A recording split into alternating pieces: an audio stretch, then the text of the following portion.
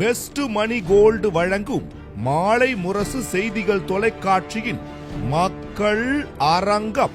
Title sponsored by பழைய நகைக்கு நல்ல விலை கொடுக்கும் சிறந்த நிறுவனம் best money gold. Powered by 1,00,000 சதுரடியில் பிரம்மாண்ட டைல் ஷோரூம் அவதார் செராமிக்ஸ் மற்றும் ஸ்டெரன் கிளப் சோடா.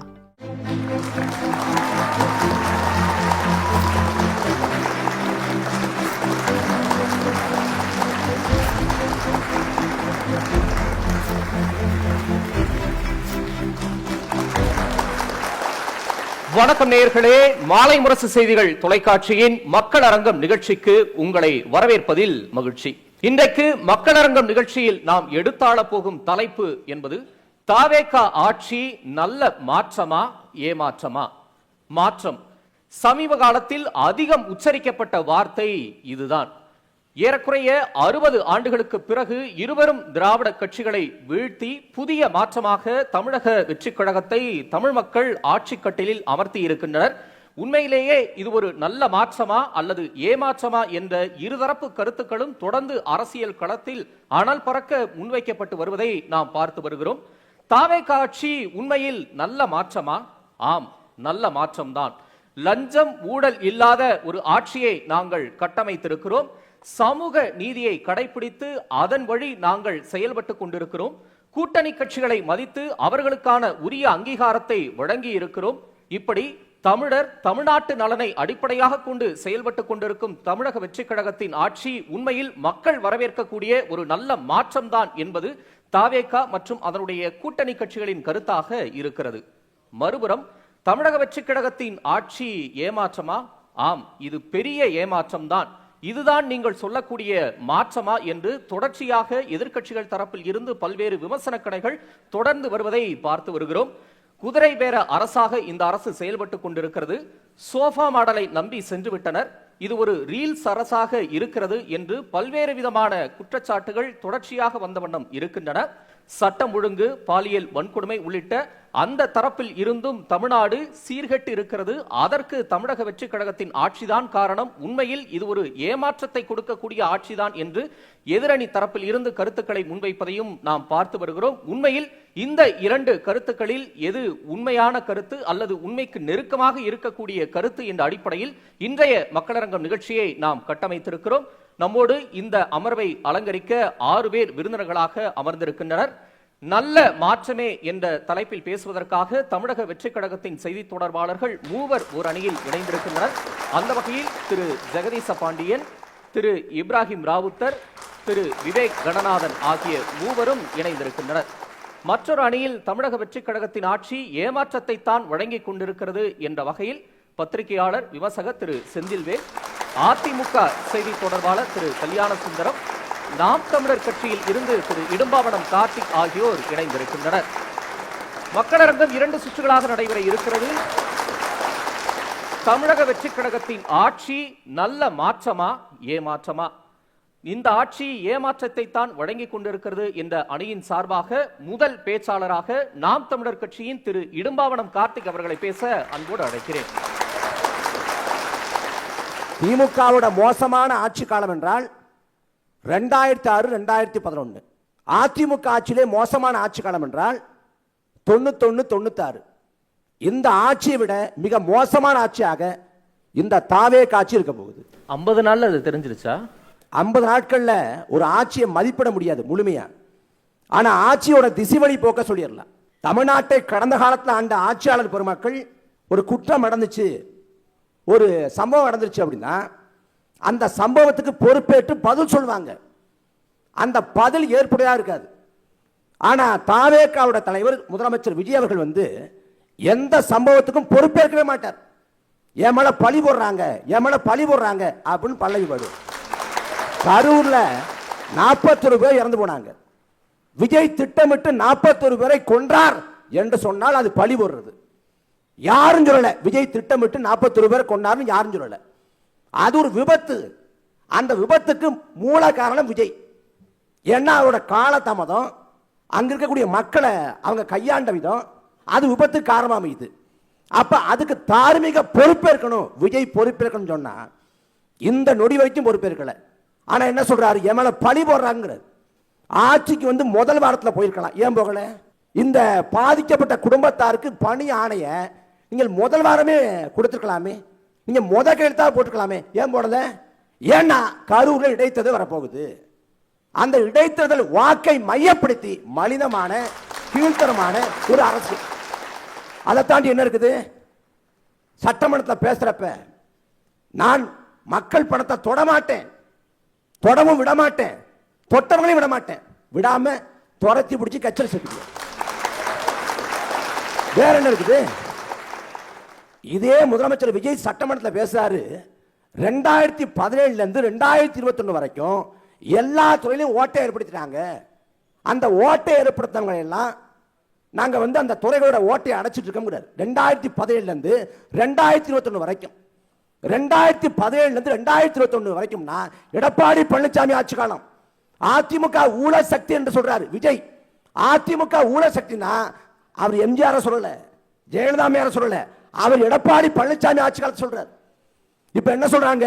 பள்ளி கல்வித்துறை சிறப்பா செயல்படுது, தனியார் பள்ளிகளின் அந்த ஒப்புதலுக்கு காசே வாங்கலங்கிறாங்க. கடந்த காலம் கேட்டா கடந்த காலத்துல காசு வாங்கினாங்க. 2017 இருந்து 2021 வரைக்கும் பள்ளி கல்வித்துறை அமைச்சராக இருந்தது செங்கோட்டையன். அப்ப காசு வாங்கினாங்களா இல்லையா? எடப்பாடி பழனிசாமி ஆட்சி காலத்துல அமைச்சராக இருந்தது செங்கோட்டையன்.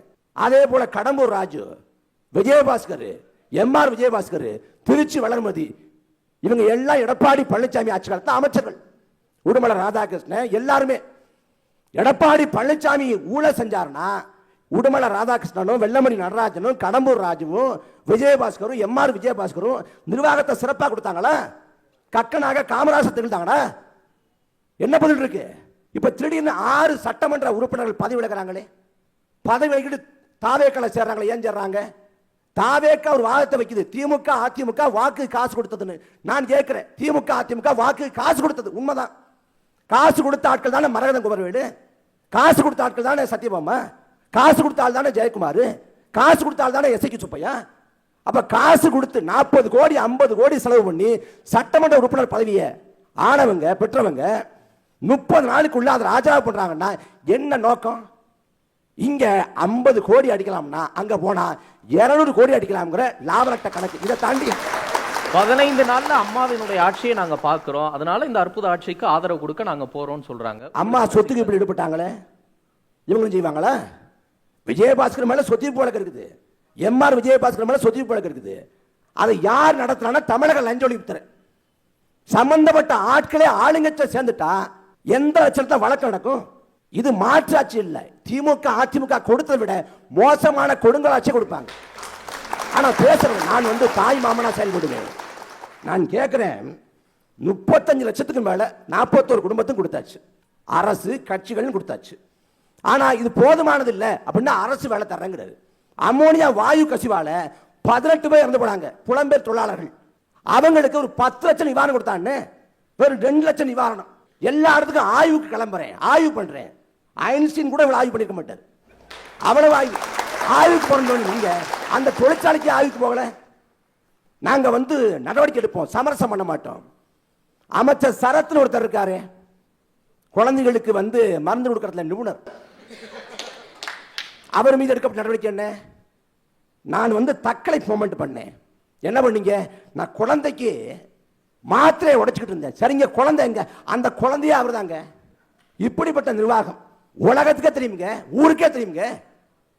ஆனாலும் பேசுறது சிங்கப்பெண் அதிரடி படை கேட்க நல்லா இருக்கு. ஒரு படத்துல விவேக் சொல்லுவார்ல, ஸ்னேகா ஸ்னேகா அந்த பேர்ல விழுந்துட்டான்னு. அந்த மாதிரி சிங்கப்பெண் அதிரடி படை பேர் நல்லா இருக்கு. ஆனா அதற்கான அதிகாரம் என்ன? அதிகாரம் ஒண்ணும் இல்லை. அவங்க ரோந்து போகலாம், குற்றம் நடக்குதா தடுக்க முயற்சி பண்ணலாம், அல்லது குற்றவாளியை பிடிச்சி காவல் நிலையத்தில் ஒப்படைக்கலாம். அவங்க வழக்கு போட முடியாது, புலனாய்வு பண்ண முடியாது, விசாரணை பண்ண முடியாது, எது ஒன்றும் செய்ய முடியாது. ரோந்து போகலாம். ரோந்து போகலாம்னா கடந்த காலத்தில் அம்மா பெட்ரோல்னு ரோந்து படம் இருக்கு, பிங்க் பெட்ரோல்னு ரோந்து படம் இருக்கு. அதை விட என்ன செய்ய போகுது? இதுவரைக்கும் ஒட்டுமொத்தமாக சிங்கப்பெண் அதிரடி படையில் 2565 பேர் இருக்காங்க. இதை மேலும் விரிவாக்கம் பண்ணா 5000 பேர். 5000 பேரை கொண்டு 4 கோடி பெண்களை பாதுகாப்போம்னா இது ஏமாற்று இல்லையா? சட்ட ஒழுங்கை சரி பண்ணோம்னா ஏன் மதுபான கடையை மூட மாட்டேங்கிறீங்க? திமுக ஆட்சி காலத்தில் மதுபான கடை இருந்தது, அதிமுக ஆட்சி காலத்தில் மதுபான கடை இருந்தது. ஒட்டுமொத்தம் மூட வேண்டியதானே? திமுக நிர்வாகத்துக்கு உங்க நிர்வாகத்துக்கு என்ன மாறுபாடு? நாங்க பாஜகவை தேவையில்லாம எதிர்க்க மாட்டோம். திமுகவை பாஜக அடிமை நீங்க, நாங்களும் சொன்னோம். திமுக என்ன பண்ணும், பாஜக எதிர்த்து பேசும், பேசிட்டு ஆதரவா செயல்பட்டுரும். ஆனா விஜய் எதிர்த்து பேசவே மாட்டார். ஏன்னு கேட்டா கடுப்பத்திரோட கம்முன்னும் உசுப்பத்திரோட உம்முன்னு இருந்தா வாழ்க்கை ஜம்முன்னு இருக்கும். ஆளுநர் ஆய்வுக்கு போறாரு, கண்டுக்காதீங்க ப்ரோ. ஆளுநர் வந்து குறை தீர்ப்பு முகாம் நடத்த போறேன்னு சொல்றாரு, பார்க்காதீங்க ப்ரோ. எப்படிப்பட்ட நிர்வாகம்! ஆளுநர் வந்து அவர் அடாவித்தனம் பண்றாரு, மாநில சுயாட்சி மேல கை வைக்கிறாரு. ஆனா இந்த தாவேகா வந்து மாற்றா இருக்க போதான். நிறைவா ஒரு செய்தி தான். இல்ல, இவ்வளவு பேசுறீங்க, மாற்றம்னு 15 ஆண்டுகளுக்கு மேல பேசுறீங்க. ஆனா உங்களை மக்களை நம்பலையே, இவங்களை தானே நம்பி ஆட்சியில் உட்கார வச்சிருக்காங்க. அது வரலாற்று பிழை. அதாவது 16 ஆண்டு காலம் வந்து ஈரோன் சிரமலா மண்ணுக்காக மக்களுக்காக பட்டினி போராட்டம் நடத்தினாங்க. 16 ஆண்டு காலம். ஆனா மக்கள் அங்க தேர்தல் என்னப்ப அந்த ஈரோன் சிரமலாக்கு போட்ட ஓட்டு 76 ஓட்டு. ஈரோன் சிரமலா எப்படி மதிப்பிடுறது? ஓட்டு போட்டாங்க 76 ஓட்டு போட்டாங்க மதிப்பிடுறதா? 14 ஆண்டு காலம் மக்களுக்காக பாடுபட்டாங்கன்னு மதிப்பிடுறதா? நாம் தமிழர் கட்சிக்கான அளவீடுங்கிறது தேர்தல் வெற்றி தோல்வி இல்லை, மக்களுக்கான உழைப்பு, மக்களுக்கான போராட்டம் தான். அண்ணன் அம்பேத்கர், இவங்களோட கொள்கை தலைவர் அம்பேத்கர் சுதந்திர இந்தியாவில் 2 தேர்தலை தோத்திருக்காரு. காமராசர் 67 தோத்து போய் 69 நாகர்கோவில் மக்கள் இடைத்தேர்தலை போட்டி போட்டு வெற்றி பெற்றிருக்கிறார். அதே போல பல தலைவர்கள் தோத்திருக்காங்க. அண்ணா வந்து மறைவுக்கு கூடின கூட்டம் உலக சாதனை. ஆனா அண்ணா சொந்த தொகுதியில் தோத்து போனார். அதனால தேர்தல் வெற்றி தோல்வி வச்சு மதிப்பிட முடியாது. அப்படி மதிப்பிடுறாங்கன்னா அவங்க கூட்டணியில் ஐயா வைகோ இருக்காங்க. இப்ப அண்மையில மகேந்திரன் ஐயா சேர்ந்திருக்காரு. அவர் 2017 ஆர்கே நகரில் டெபாசிட்டை பறி கொடுத்தவர் தான். நீங்க அதை வச்சு மதிப்பிட முடியாது, செயல்பாடு வச்சு மதிப்பிட முடியும். அப்ப நிறைவா ஒரே ஒரு செய்தி தான். கத்தி படத்துல தண்ணீர் எப்படி பன்னாட்டு நிறுவனங்கள் வந்து தண்ணீரை வச்சுக்கிட்டு சூறையாடுறாங்க அப்படின்னு விஜய் பேசினார். ஆனா இன்னைக்கு செய்தியை பார்க்குறேன், சேலம் மாநகராட்சியை சூயஸ்ங்கிற பன்னாட்டு நிறுவனத்துக்கு தாரை வாத்திருக்கிறது தாவேக அரசு. இந்த சூயஸ் வந்து பிரான்ஸ் நாட்டு பன்னாட்டு நிறுவனம். இவன் பொலிவியாவில் மிகப்பெரிய சூறையாடல் செஞ்சு அந்த நாட்டு மக்களோட நல்வாழ்வை சூறையாடினவன். அவனை கொண்டாந்து இங்க சூயஸ் நிறுவனத்தை கொண்டாந்து சேலம் மாநகராட்சிக்கு தனியார் அந்த தண்ணீர் ஒப்புதலுக்கு தண்ணீர் விநியோகத்துக்கு இந்த அரசு கொடுக்குதுன்னா இது யாருக்கான அரசு? அதனால இந்த விளம்பரங்கள் ரீல்ஸ் ஏதாவது போட்டு ஒப்பேத்தலாம் அப்படின்னு நினைக்கலாம். ஆட்சிக்கு வரதுக்கு முன்னாடி ரீல்ஸ் போட்டீங்க சரி, ஆனா ஆட்சிக்கு வந்தவர்கள் ரீல்ஸே போட்டீங்கன்னா கதைக்கு ஆகாது. நான் விரும்புறேன், திமுக அதிமுக தரப்பில் கூட சொல்றாங்க ஆட்சி 6 மாசத்துல கலைஞ்சிடும், இல்ல வந்து 1 வருஷத்துல கலைஞ்சிருக்கிறாங்க. நான் விரும்புறேன் இந்த ஆட்சி 5 ஆண்டு இருக்கணும். 5 ஆண்டு இந்த ஆட்சியில் வாழ்ந்தாதான் எப்படிப்பட்ட தவறான பிழை செஞ்சோம்ங்கிறத மக்கள் உணர்வாங்க. அதனால இந்த ஆட்சியை 5 ஆண்டுகள் இருக்கணும். 5 ஆண்டுகள் இருந்தாதான் மக்கள் இந்த ஆட்சியை முற்று முழுதாக இனி ஒரு முறை வேரூன்றாம தடுப்பாங்க. அதனால போதிக்கும் போது புரியாது, பாதிக்கும் போது புரியும்னார் கிருபானந்த வாரியார். நாங்க போதிக்கிறோம், புரியல, பாதிப்படையப்ப புரிவாங்க, வரலாற்று படையை உணர்வாங்க. அதனால இந்த ஆட்சிங்கிறது மாற்றம் இல்லை, ஏமாற்றம் தான்.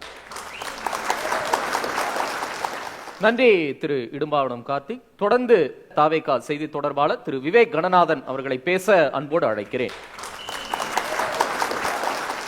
தம்பி தமிழரசன் ஒரு சின்ன தப்பு பண்ணிட்டாரு. எங்களை வலது பக்கம் உட்கார வச்சுட்டு அவங்கள இடது பக்கம் உட்கார வச்சிருக்கீங்க. நீங்க அவர்களைத்தான் வலது பக்கம் உட்கார வச்சிருக்கணும். கொஞ்சம் கொஞ்சமாக வலது பக்கம் நகர்ந்து கொண்டே இருக்கிறார்கள்.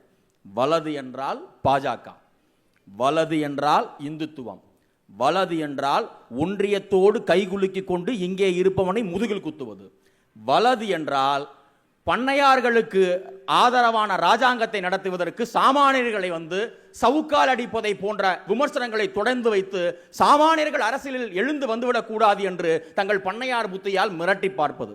இந்த தேர்தலில் வந்து ஒரு சுனாமி அடித்தது, அண்ணன் விஜய் என்கிற சுனாமி.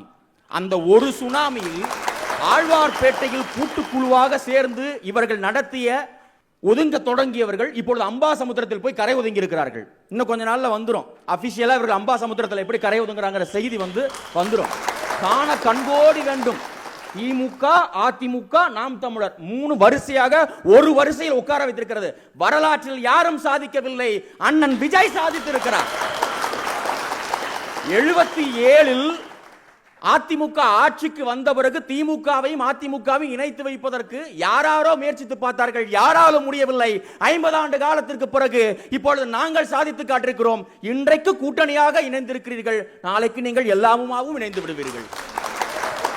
என்ன மாற்றம் வந்துவிட்டது? 2014 பாஜக ஒன்றியத்தில் ஆட்சிக்கு வந்ததற்கு பிறகு இந்தியாவினுடைய சமூக பொருளாதார அரசியல் சூழல்களை அறிந்தவர்களுக்கு, இந்தியாவினுடைய ஜனநாயக மாற்றங்களை அறிந்தவர்களுக்கு தெரியும், 2026 அண்ணன் விஜய் தலைமையில் தமிழக வெற்றிக் கழகம் என்கிற ஒரு பேர் இயக்கத்திற்கு பின்னால் லட்சக்கணக்கான இளைஞர்களும் பெண்களும் தாய்மார்களும் மனிதரண்டு உருவாக்கி இருக்கக்கூடிய மாற்றம் எவ்வளவு மகத்தான மாற்றம் என்று அங்கிருந்து புரியும். நிர்வாக மாற்றங்களை குறித்து நீங்கள் பேசிக் கொண்டிருக்கிறீர்கள், அரசியல் அடிப்படை மாற்றத்தை குறித்து நாங்கள் பேசிக் கொண்டிருக்கிறோம். அரசியலினுடைய அடித்தளத்தை மாற்றி எடுத்து என்றால் பெரியாரை மாற்றாமல், அண்ணாவை மாற்றாமல், காமராஜரை மாற்றாமல் உருவாக்கி கொடுத்த அந்த தளத்தில் இருந்து புதியவர்கள் உள்ளே நுழைந்து இந்த நிர்வாகத்தை கைப்பற்றுவதற்கான ஒரு பேர் இயக்கத்தை கட்டமைத்து இருக்கிறோம். 1.5 ஆண்டு காலம் 2 ஆண்டு காலத்திற்கு உள்ளாக இந்த படங்கள்ல வரும், இந்த காட்சில்லா படங்கள்லாம் வரும், கடல் ரொம்ப அமைதியா இருக்கும், திடீரென்று காட்சில்லா எழுந்து நின்று கர்ஜிக்கும், ஆகாச வாகனம் அப்படியே அதிர்ந்து போகக்கூடிய அளவுக்கு வெளிச்சம் பரவும். அதுபோல் அமைதியாக இருந்த விஜய் மக்கள் இயக்கம் என்கிற ஒரு அமைப்பு 2 ஆண்டு காலத்திற்குள் எழுந்து நின்று 1.25 கோடி வாக்குகளை பெற்றிருக்கிறது என்றால் இதை விட மிகப்பெரிய அரசியல் மாற்றத்தை உங்களால் எப்பொழுது பார்க்க முடியும்? இல்ல, ஒரு கவர்ச்சி மாயாஜால சுனாமி நடந்துருச்சு, மக்கள் அதுல இருந்து மீண்டு வந்து. எங்கள் தலைவர் கவர்ச்சியோடு அந்த மாயாஜாலத்தை செய்தார்கள் என்றால், கவர்ச்சி இல்லாததால் நீங்கள் மாயாஜாலத்துக்கு பலியாகி போனீர்கள்.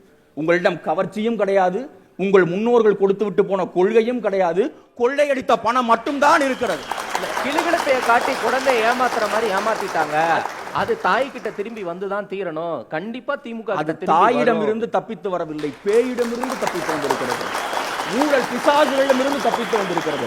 எங்கே இந்த பிசாசு இன்னமும் பிடித்துக் கொண்டிருந்தால் அடுத்த 25 ஆண்டு காலத்துக்கான தமிழ்நாட்டுடைய சமூக பொருளாதார நலன்களை காவு வாங்கி தங்கள் குடும்பத்தினுடைய குடும்ப பிள்ளைகளுக்காக எதிர்கால தமிழ் பிள்ளைகள் வாழ்க்கையை அழித்து விடுவார்கள் என்ற அச்சத்தில் தப்பித்து ஓடி வந்திருக்கிறது.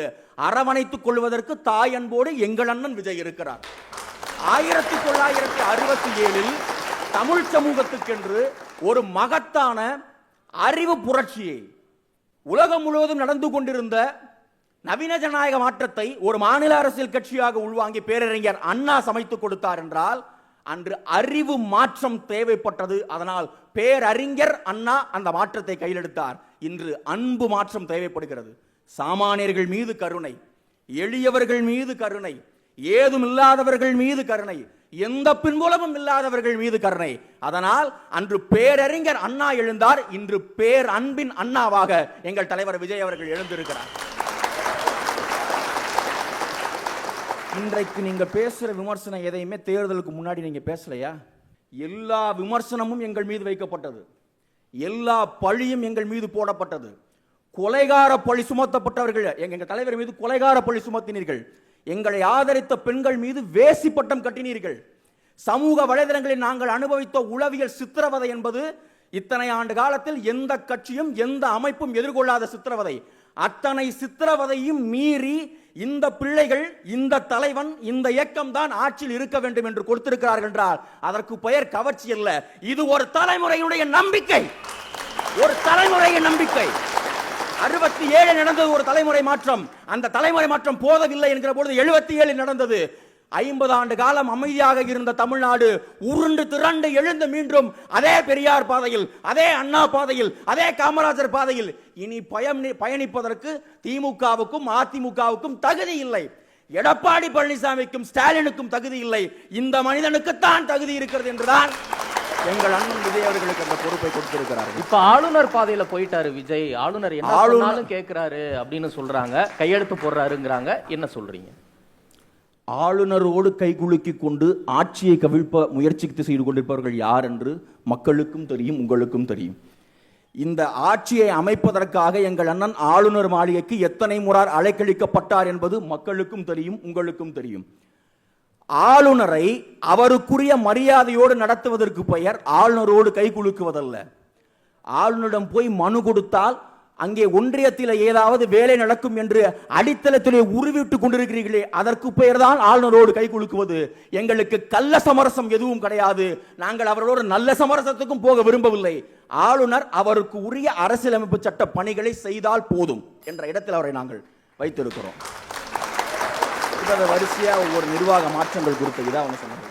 இவர்களால் ஒன்றை மட்டும் மறுக்கவே முடியாது, அல்லது ஒன்றை ஏற்றாலும் ஏற்காதது போல் நடிப்பார்கள். நீங்கள் யோக்கியர்களா, நீங்கள் நல்லவர்களா, நீங்கள் மாற்றத்தை கொண்டு வந்து விட்டீர்களா என்று கேட்பார்களே தவிர, நாங்கள் நல்லவர்கள், நாங்கள் யோக்கியர்கள், நாங்கள் நல்லாட்சி கொடுத்தவர்கள் என்று இவர்களால் ஒரு நாளும் சொல்ல முடியாது. நாம் தமிழரால் எப்பவுமே சொல்ல முடியாது. ஒரு நாள் ஆட்சிக்கு வரப்போறது கிடையாது. கொடுத்தவர்களை சொல்றாங்க, ஆட்சியில் இருக்க முன்பாக இருந்தவர்களை சொல்றாங்க. இவர்களால் அந்த வார்த்தைக்குள் வரவே முடியாது. அவர் அங்கே பணம் வாங்கிவிட்டார், இவர் இங்கே பணம் வாங்கிவிட்டார்.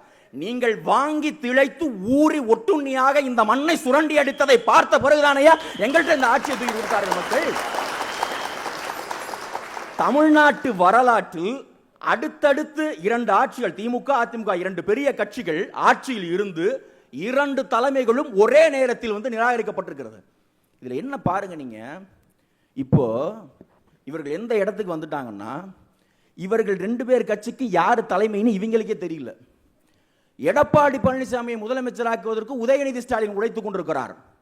உதயநிதி ஸ்டாலின் மீது ஏதாவது விமர்சனம் வந்தால் அதிமுக ஐடி விங் எங்க மேல பாயுது. அம்பாசமுத்திரத்தில் சீமானை நிறுத்தி வைத்து சட்டசபைக்குள் எங்களுக்கு எதிராக சதி செய்யலாமா என்று இவர்கள் வந்து கூட்டாலோசனையில் இருக்கிறார்கள். இப்ப இந்த 3 பேருக்கு யாரு தலைவர்னு இவங்களுக்கே தெரியல, யார் நம்ம கட்சியோட ஒரிஜினல் தலைவர்னு. முதலமைச்சர் வேட்பாளர் என்று பட்டியல் எடுத்துக்கொண்டால் திமுக விட்டு இன்னைக்கு முதலமைச்சர் வேட்பாளரே இல்லை. ஐயா ஸ்டாலின் அவர்கள் 16 சுற்று வாக்கு எண்ணிக்கையிலும் தோல்வியுற்று குளத்தூரிலிருந்து தோற்று கிட்டத்தட்ட அரசியல் ஓய்வுக்கு போகிற மனநிலைக்கு வந்து விட்டார். அவரை போய் நோன்றாங்க, ஐயா நீங்களே வந்துருங்க, யார் அவங்க பாட்டில் இருக்க சீனியர்ஸ், இவரை வச்சுட்டு காலம் தள்ள முடியாது அவங்களுக்கு தெரியும், நீங்களே வந்துருங்க அப்படின்னு. அவர் எதை வேண்டுமானாலும் செய்வார். தன் மகனுடைய எதிர்காலத்துக்கு மட்டும் எந்த சிறு கேடையும் அவர் செய்து விட மாட்டார். மகனுடைய எதிர்காலத்துக்காக ஆட்சியை இழந்தார், மகனுடைய எதிர்காலத்துக்காக தன்னுடைய எம்எல்ஏ பதவியை இழந்தார், மகனுடைய எதிர்காலத்துக்காக தன்னுடைய அரசியல் வாழ்க்கையை ஒட்டுமொத்தமாக இழப்பதற்கும் தயாராகிவிட்டார். இப்ப உதயநிதி ஸ்டாலினுக்கு ஒரு சங்கடம் இருக்கு. அவரை முதலமைச்சர் வேட்பாளர் சொன்னா ஒரு பயிலும் ஏத்துக்க மாட்டான். இப்ப திமுகவுக்கும் அதிமுகவுக்கும் பொது முதலமைச்சர் வேட்பாளர் யார் தெரியுமா? எடப்பாடி பழனிசாமி. இனிமே தமிழ்நாட்டில் போஸ்டர் எடுத்து ஒட்ட வேண்டும் என்றால் எடப்பாடி பழனிசாமியுடைய உண்மை தொண்டர் உதயநிதி ஸ்டாலின், எடப்பாடி பழனிசாமியுடைய உண்மை விசுவாசி உதயநிதி ஸ்டாலின், எடப்பாடி பழனிசாமியை ஆட்சியில் அமர வைக்க போகிற முன்கள தளபதி உதயநிதி ஸ்டாலின். இந்த காட்சிகளையும் நாம் பார்க்க தான் போகிறோம். ஆளுநர் மாளிகையில் நீங்கள் நடத்திய காட்சிகளை மக்கள் ஏற்கனவே அறிந்து விட்டார்கள். நீங்கள் மக்களுக்கு முன்னால் முழுமையாக அம்பலப்பட போகிற நாட்கள் வெகு தூரத்தில் இல்லை என்று சொல்லி முதல் வாய்ப்புக்கு நன்றி சொல்லி விடைபெறுகிறேன். வணக்கம். நன்றி விவேக் கணநாதன். தொடர்ந்து அதிமுக செய்தி தொடர்பாளர் பேராசிரியர் கல்யாண சுந்தரம் அவர்களை பேச அன்போடு அழைக்கிறேன். இந்த தலைப்பு என்ன சொல்லுது? நாங்க ஏன் இப்பொழுது ஏமாற்றம் என்று சொல்லுகிறோம்.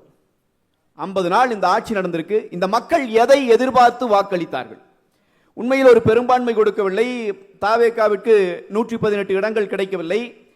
அவர்களுக்கு கிடைத்த இடங்கள் போக பிறகு அவர்கள் அங்கும் இங்குமாக சேர்த்து கொஞ்சம் குதிரை பேரங்கள் எல்லாம் நடத்தி இப்பொழுது வரைக்கும் ஒரு 6 பேரை தேற்றி இருக்கிறார்கள். அவர்களுடைய இலக்கு இன்னும் ஒரு 6-7 தேவைப்படும் என்று சொல்லுகிறார்கள். அதை நோக்கி அவர்கள் ஓடிக்கொண்டிருப்பதாகவும் நாம் கேள்விப்படுகிறோம். ஆனால் பாருங்கள், 3 எம்எல்ஏக்கள் முதலில் அதிமுகவிலே இருந்து போய் ராஜினாமா செய்தார்கள் இல்லையா?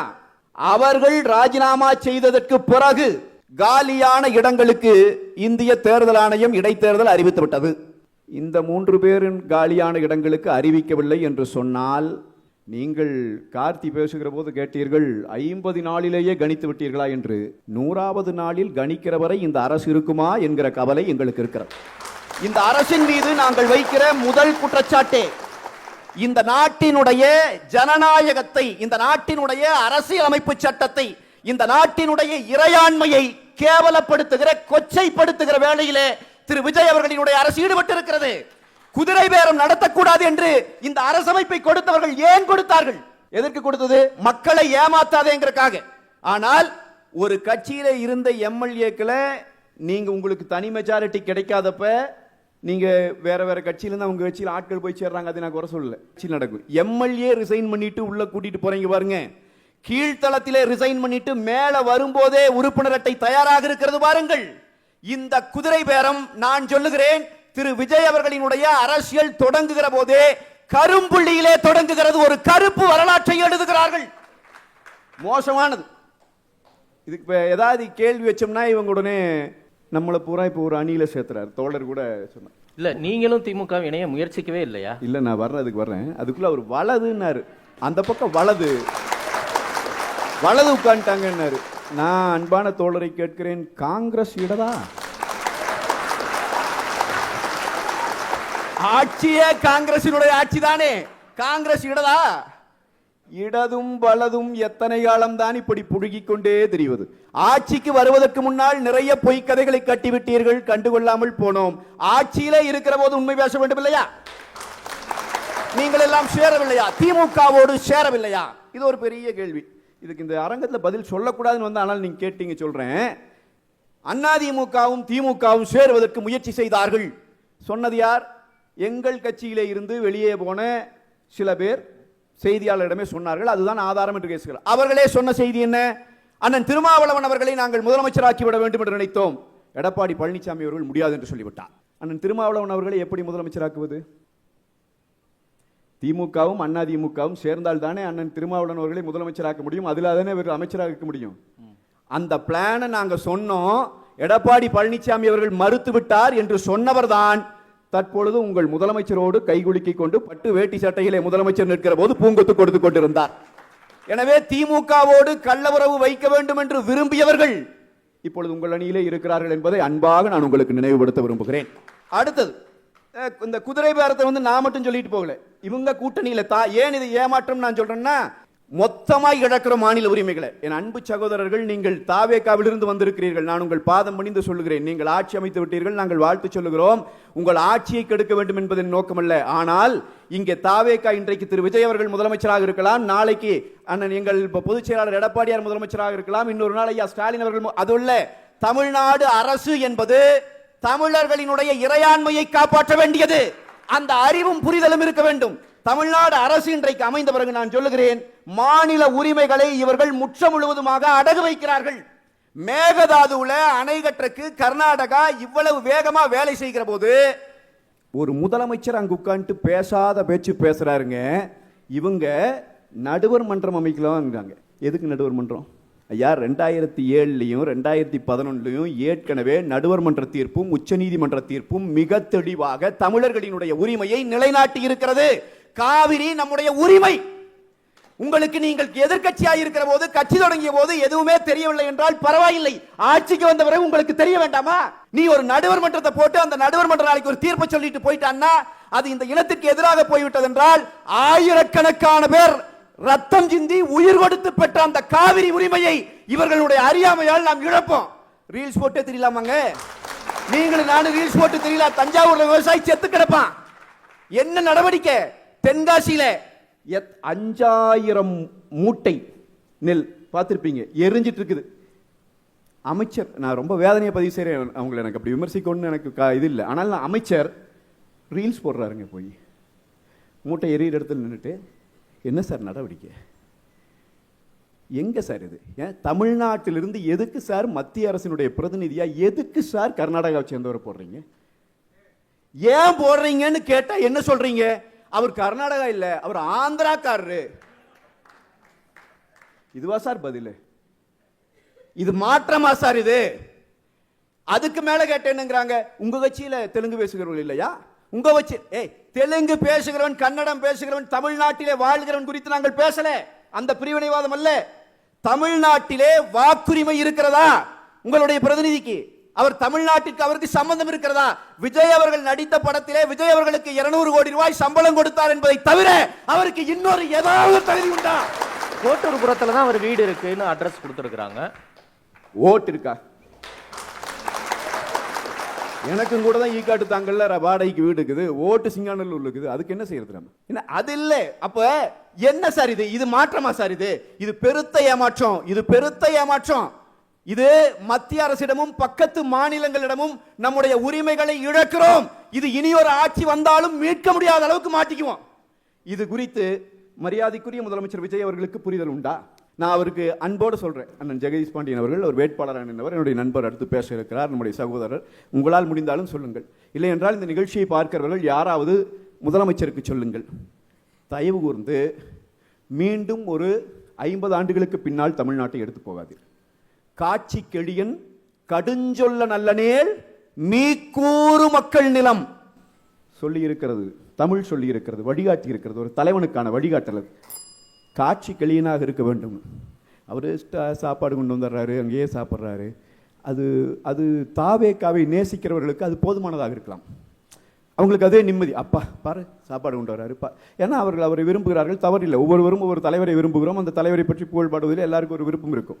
ஆனால் அதை தாண்டி ஒரு தலைவராக அவர் தன்னுடைய பணிகளை தொடங்கவும் இல்லை, செய்யவும் இல்லை. அதே போல் நான் உங்களுக்கு ஒன்று சொல்கிறேன், இந்த அமைச்சர்கள் பண்ணிட்டு இருக்கிறது ரொம்ப மோசமாக இருக்குது, ரொம்ப ரொம்ப ரொம்ப மோசமாக இருக்குது. மரியாதைக்குரிய தொழில்துறை அமைச்சர் அவங்க பள்ளிக்கூடத்தில் போய் பண்ணது எவ்வளோ தவறான வேலை. நான் அவங்களுடைய பதவியையும் அவர்களை உண்மையிலேயே மதிக்கிறேன், அவங்க அந்த இடத்துக்கு வந்திருக்காங்க. நான் கேட்குறது, நான் ஒரு எதிர்க்கட்சியாக இருக்கிறேன், நாட்டில் கல்வியின் தரம் கெட்டிருக்குன்னு எனக்கு தோணுது. நான் போய் ஒரு வீடியோ எடுத்து போட்டாலும் கூட பிழை இல்லை, அதனால் புரிஞ்சுக்க முடியுது. நீங்கள் தாங்க அமைச்சர், நீங்கள் தான் நடவடிக்கை எடுக்கணும் கல்வியின் தரம் இல்லைன்னு சொன்னால். ஆனால் தரமாக இருக்கிற இடத்திலேயே போய் ஒரு குழந்தையை இப்படி புண்படுத்துறீங்க. ஒன்று, அதாவது ரொம்ப லீஸ்டாக எடுத்துக்கலாம் இந்த அமைச்சர்களில். இந்த காங்கிரஸுக்கு ஒரு அமைச்சர் கொடுத்துருக்கிறீங்களே, குழந்தைங்க காலை பிடிச்சாரில் அந்த ஆள். சார் நானும் வாத்தியார், குழந்தைகளுக்கு குட் டச் பேட் டச் சொல்லித்தரமா இல்லையா? சொல்லித்தரமா இல்லையா? நான் சொல்கிறேன், என் குழந்தையும் பள்ளிக்கூடத்தில் படிக்கிறா, என் குழந்தைக்கு ஒருத்தர் இந்த வேலை செஞ்சிருந்தானா அடிச்சிருப்பேன். புரியுதா? நான் சொல்றேன், நீங்களும் ஒவ்வொருவரும் தெரிஞ்சுக்கோங்க, உங்க குழந்தைக்கு நடந்தா நீங்களா தான் செய்வீங்க. ஆனா இங்க பேசுவதற்காக எது வேணா பேசலாமா? அதுல எனக்கு வருத்தம் கூட. அவர் போய் செஞ்சுட்டாரு. அன்னைக்கு காலையில தான் ஒரு அமைச்சர் நடனம் ஆடுறாரு, வாடி வாடி வாடி வாடி கைப்படாத சீடி. பள்ளி உயர்கல்வித்துறை அமைச்சர். இப்ப என்ன இது கேட்டா, 1993 மாற்றம் வந்திருக்கா? தப்புன்னு நீங்க எங்களை விமர்சிச்சீங்கல்ல, இப்போ கூட பேசுகிற போது ஏதோ என்னென்னமோ சொன்னார் நண்பர். நான் அதையே நாங்கள் நல்லாட்சி செய்தோம் என்று இவர்களால் சொல்ல முடியுமா? சத்தியமாக சொல்ல முடியும் சார். மக்களுக்கு கேட்கல, என்ன செய்யறது?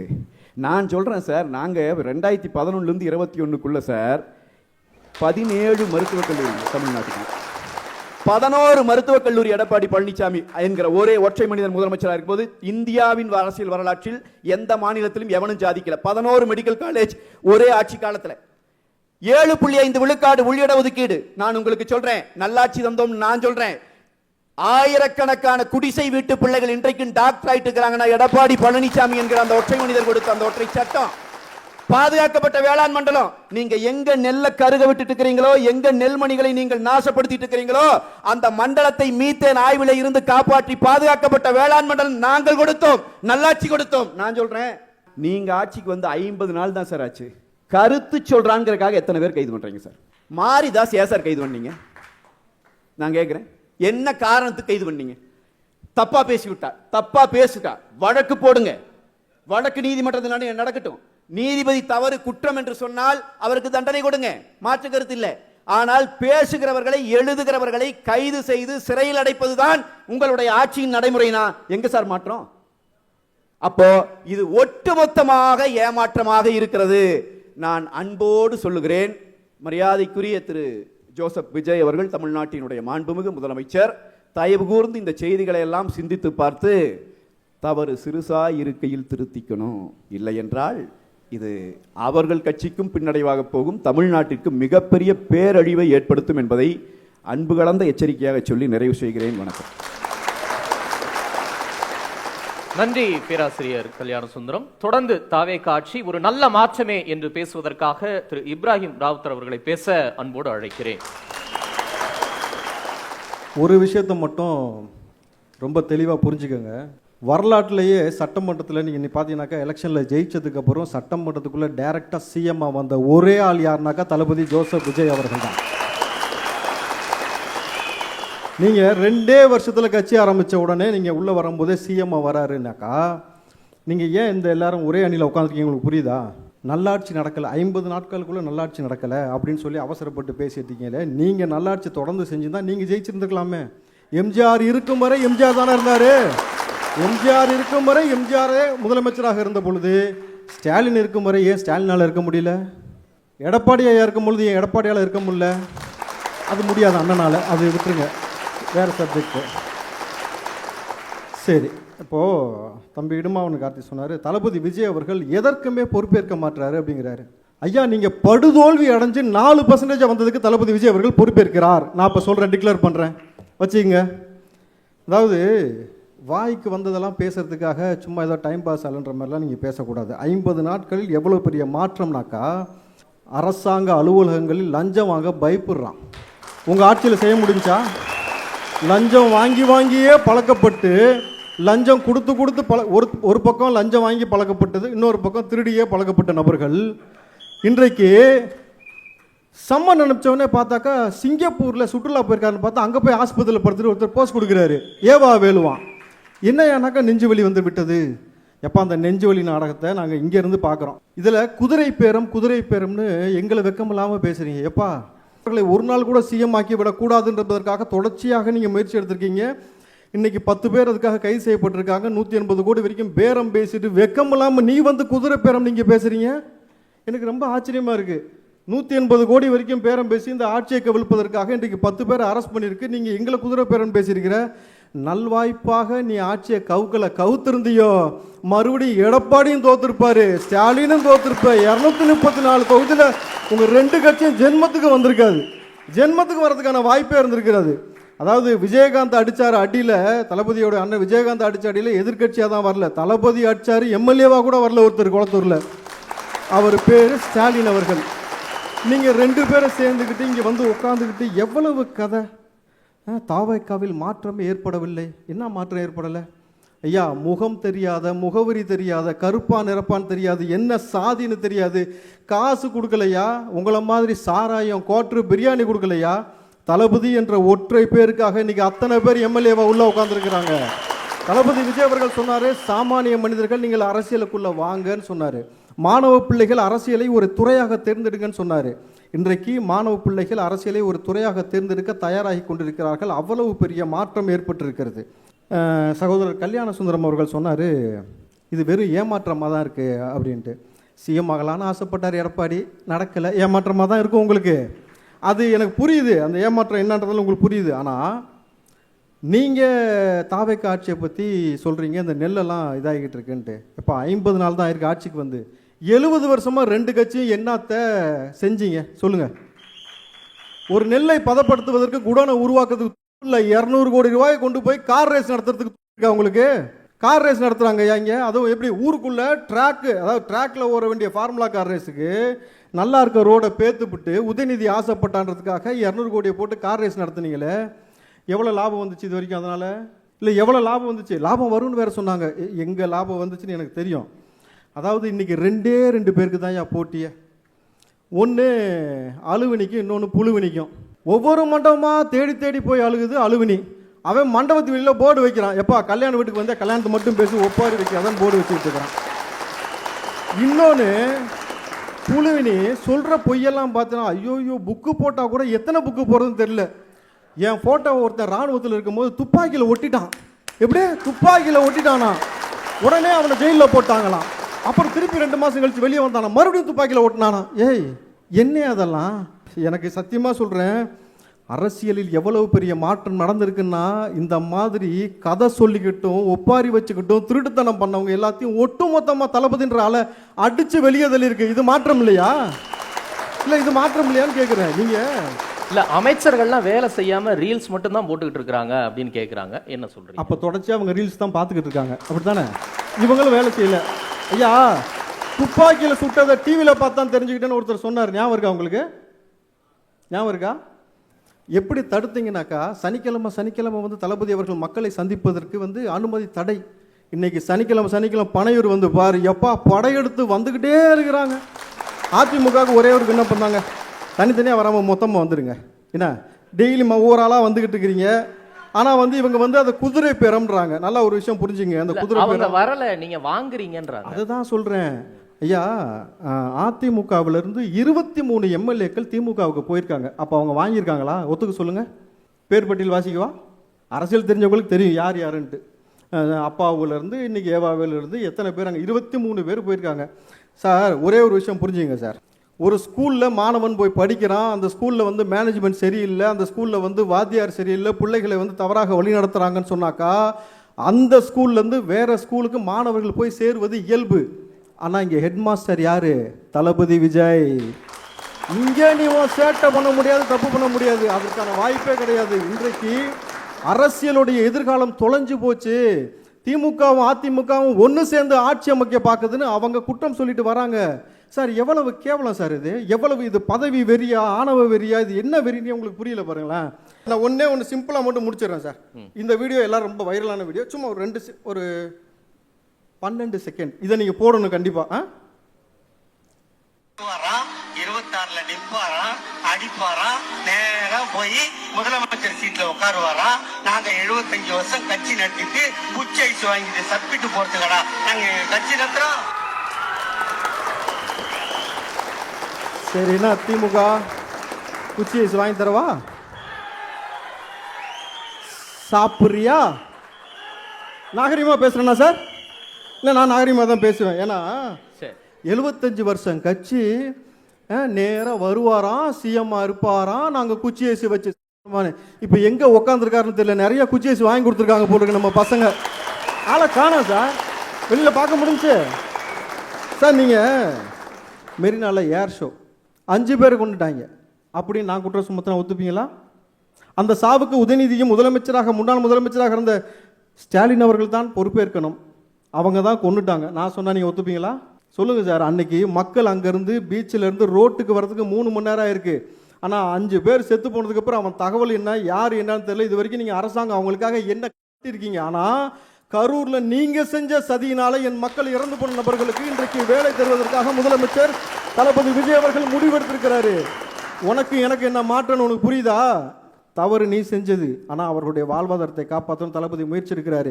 எங்கள் அப்பன் குதிரைக்குள்ள மாட்டிப்போமோன்ட்டு கத்துற கதற கிடந்து உருள்ற கிடந்து இடுமாவளவன் கார்த்தி அவர்கள் தாவேக்காவை குறை சொல்வதற்கு மட்டுமே வந்திருக்கிறாங்க. சரி சார், பொதுவான ஒரு கேள்வி, நான் அவங்கள சொல்லலப்பா, பொதுவாக ஒரு கேள்வி. 2 வருஷம் செஞ்சா பயிற்சி, ஒரு 5 வருஷம் எடுத்தா முயற்சி, 15 வருஷமா ஒன்றுமே சீண்டாமல் ஒருத்தர் போட்டு உக்காச்சிருந்தாங்கன்னா, ஐயா 15 வருஷமா ஒரு இடத்துல அப்படியே கிடந்துச்சுன்னா அது போனோம். புரியுதுங்களா? ஸோ மாற்றம் எந்த அளவுக்கு நிகழ்ந்திருக்கு? அவங்களுக்கு 8லேருந்து 4 மாறி இருக்கு. பெரிய மாற்றம் தானே. இங்கே எந்த அளவுக்கு மாறி இருக்கு? திமுகவில் ஸ்டாலின் அவர்கள் கூட வந்து எம்எல்ஏவாக ஜெயிக்க முடியல. சரி, நான் வேணா ஒரு ஓப்பன் சேலஞ்சு திமுகவுக்கு, ஸ்டாலின் அவர்களுக்கு, உதயநிதி அவர்களுக்கு வைக்கிறேன். இடைத்தேர்தல் வருதுல்ல, ஸ்டாலின் அவர்கள் நின்று ஜெயிச்சிருங்க பார்ப்போம். நீங்கள் நின்று இந்த முறை தளபதியுடைய ஆட்சியில் நீங்கள் ஜெயிச்சு காட்டுங்க, நான் உங்களை பேசுறது நிப்பாட்டிக்கிறேன். முடியுமா? நிற்பதற்கு உங்களால் முடியுமான்னு நான் கேட்குறேன். சார், இது தமிழ்நாடு என்பது தளபதி விஜயின் கோட்டையாக மாறிடுச்சு. எப்போவோ நீங்கள் காலங்காலமாக கொள்ளையடிச்சு சாராயம் கொடுத்து காசு கொடுத்து சாதி பார்த்து நீங்கள் ஆடு மாடுகளை பட்டியல் அடைக்கிற மாதிரி அடைச்சி நீங்கள் செஞ்சு வச்சுக்க பார்த்தீங்களா, அந்த ஃபார்முலாக்கெல்லாம் இனிமேட்டு வேலையே கிடையாது சார். வாய்ப்புக்கு நன்றி கூறி விடைபெறுகிறேன். நன்றி, வணக்கம். நன்றி இப்ராஹிம் ராவுத்தர். தொடர்ந்து தாவேக ஆட்சி ஏமாற்றமே என்ற கருத்தை முன்வைக்க அரசியல் விமர்சகர் பத்திரிகையாளர் செந்தில்வேல் அவர்களை பேச அன்போடு அழைக்கிறேன். கொஞ்ச நேரம் ஸ்டாலினை திட்டினாங்க, கொஞ்ச நேரம் உதயநிதி ஸ்டாலினை திட்டினாங்க, கொஞ்ச நேரம் எடப்பாடி பழனிசாமியை திட்டினாங்க, கொஞ்ச நேரம் சீமானை திட்டினாங்க, போய் உட்கார்ந்துட்டாங்க. நான் ஒன்று சொல்லட்டுமா? இந்த 5 வருஷமும் இதுதான் நடக்கும். மீண்டும் மீண்டும் அவர்கள் திமுகவையும் அதிமுகவையும் குறை சொல்லிக்கொண்டு காலத்தை ஓட்டப் போகிறார்களே தவிர ஒன்றும் இல்லை. நீங்கள் ஆட்சிக்கு வந்திருக்கீங்க, ஆட்சிக்கு வந்து இவ்வளோ நாளில் எதெல்லாம் மாற்றிருக்கிறீங்க, அதுதான் பேச்சு. ஆனால் எதுவுமே மாற்றம் நடக்கலையா அப்படின்னு கேட்டிங்கன்னா, தம்பி தமிழரசன் சார், அப்படி சொல்கிறதுக்கு எனக்கு மனசாட்சி உறுத்துது. உள்ளபடியே சில விஷயங்கள் மாற்றிருக்காங்க சார், அதை நம்ம வந்து ஒத்துக்கணும். உள்ளபடியே மாற்றிருக்காங்க. மகளிர் விடியல் பயணம் இப்போ மகளிர் பயணமாக மாற்றிருக்காங்க, விடியலை தூக்கியிருக்காங்க. இது ஒரு மாற்றம் இல்லையா? நான் முதல்வன் திட்டம், அதுக்கு பேரை மாற்றிருக்காங்க. ஸ்டாலின் வைத்த திட்டங்களுக்கெல்லாம் கல்வெட்டெல்லாம் போய் என்ன செஞ்சிடறாங்க, மறைச்சிட்டு ஓடி வந்துடுறாங்க. இதுதான் உங்கள் மாற்றம். என்ன நீங்கள் மாற்றம்? நான் என்ன கேட்குறேன், ஊழல் அப்படின்னு பேசுனாங்க, ஆட்சி வெறி, அதிகார வெறி அப்படின்னு பேசுனாங்க. யாருக்கு அதிகார வெறின்னு கொஞ்சம் யோசிச்சுக்கங்க. கல்லாப்பெட்டி கூட்டணி எது திமுகவோடு இருந்தவர்களுக்கு விஜய் வைத்த பெயர் கல்லாப்பெட்டி கூட்டணி.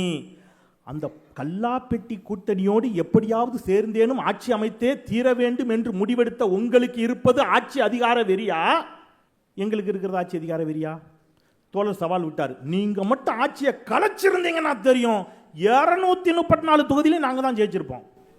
ஒன்றும் பிரச்சனை இல்லை, உங்களுக்கு தான் பெரும்பான்மை இல்லைல்ல. எதுக்கு தீய சக்தின்னு நீங்க சொன்ன திமுக கூட்டணி கட்சிகளுடைய கஷ்டப்பட்டு அவங்க ஆதரவு வாங்கி, எதுக்கு அஇஅதிமுகவினுடைய பொதுச் செயலாளர் எடப்பாடி பழனிசாமியை சந்திக்காமல் சிவி சண்முகத்தை மட்டும் போய் பார்த்து, நீங்க போற இடத்துக்குலாம் உங்களுக்கு முன்னாடி ஒரு சோஃபா போய், இதெல்லாம் கஷ்டப்பட்டு இந்த 107 வச்சுக்கிட்டு கஷ்டப்படுறதுக்கு பெருமையா திமுறா சொல்லுங்க. நீங்க தான் ப்ரௌடாச்ச காலரெல்லாம் தூக்கி விடுறீங்களே. எங்களுக்கு 120 பெரும்பான்மை இருந்தா தாங்க நாங்க ஆட்சி அமைப்போம். நான் ரிசைன் பண்றேன், திருப்பி தேர்தல் சந்திக்கிறேன். சொல்லுங்க நீங்க. ஏன் கல்லாப்பெட்டி கூட்டணி ஆதரவு ஏன் உங்களுக்கு? தமிழ்நாடு மாசு கட்டுப்பாட்டு வாரியத்தில் நடந்த அதிகாரிகள் இடமாற்றத்தில் மெகா ஊழல். சுற்றுச்சூழல் அமைச்சர் ராஜீவின் மாமனார் விஜயபாஸ்கர் தலையீடு உள்ளதால் இந்த ஊழல் நடைபெற்றதாக ஒரு குற்றச்சாட்டை வச்சவர் யார் தெரியுமா? ஸ்டாலின் இல்ல, எடப்பாடி பழனிசாமி இல்ல, விடுதலை சிறுத்தைகள் கட்சியினுடைய பொருளாளர், உங்க கூட்டணியில் இருக்கக்கூடிய விசிக பொருளாளர் உங்க மீது என்ன வச்சுக்கிறாரு? ஊழல் குற்றச்சாட்டை வைக்கிறாரு. அட அது கூட வேண்டாங்க. இல்ல அதுக்கு அமைச்சர் ராஜு முடிஞ்ச ஆதாரத்தை கொடுங்க அப்படின்னு பதிலும் சொல்லுங்க. இப்ப நீங்க வச்ச எல்லா குற்றத்துக்கும் ஆதாரத்தை கொடுத்துட்டு தான் இனிமேல் பேசணும். நீங்க இல்ல, நீங்க வச்சீங்களா காலங்காலமா ஆதாரங்களை நீதிமன்றத்தில் வைப்பாங்க. நீங்க ஆதாரத்தை யார்கிட்ட கேட்கணும்? குற்றச்சாட்டு வச்சது யாரு? சரி வேண்டாம், நீங்க விசிகா சொன்ன குற்றச்சாட்டுக்கு ஆதாரத்தை கேட்கறீங்க, நியாயம் தான். ஆதாரம் இல்லாத குற்றச்சாட்டுகளை வைக்கக்கூடாது. ஐயா உங்க கட்சியை சேர்ந்த வழக்கறிஞர் தான் ஐயா சொன்னார்கள், அரசு வழக்கறிஞர்களை நியமிப்பதில் பல 100 கோடி ரூபாய் ஊழல், ஒரு வழக்கறிஞருக்கு 30 லட்சம் ரூபாய் லஞ்சம் கேட்டார் புஷி ஆனந்த் என்று சொன்னது யார்? திமுகவா அதிமுகவா? யார் சொன்னாங்க? தாவேகாவை சேர்ந்த சகோதரி வழக்கறிஞர் ஞான சௌந்தரி உங்கள் மீது ஒரு ஊழல் குற்றச்சாட்டை வச்சாங்க. சட்டம் ஒழுங்கு முதல்ல இங்க பிரதான விஷயத்துக்கு அதுக்கு வந்துடும். நீங்க என்ன சொன்னீங்க? பெண்கள் பாதுகாப்பு, சட்டம் ஒழுங்கு, இதைத்தான் நீங்க பிரதானமா வாதமா வச்சீங்க. இங்கே நிறைய தாவேகாவின் சார்பில் அல்லது திரு விஜய் அவர்களை நேசிக்கக்கூடிய சகோதரிகள் நிறைய பேர் வந்திருக்கிறீங்க. நான் நல்லது செஞ்சா பாராட்ட தயார், எனக்கு எந்த மாற்று கருத்தும் இல்லை.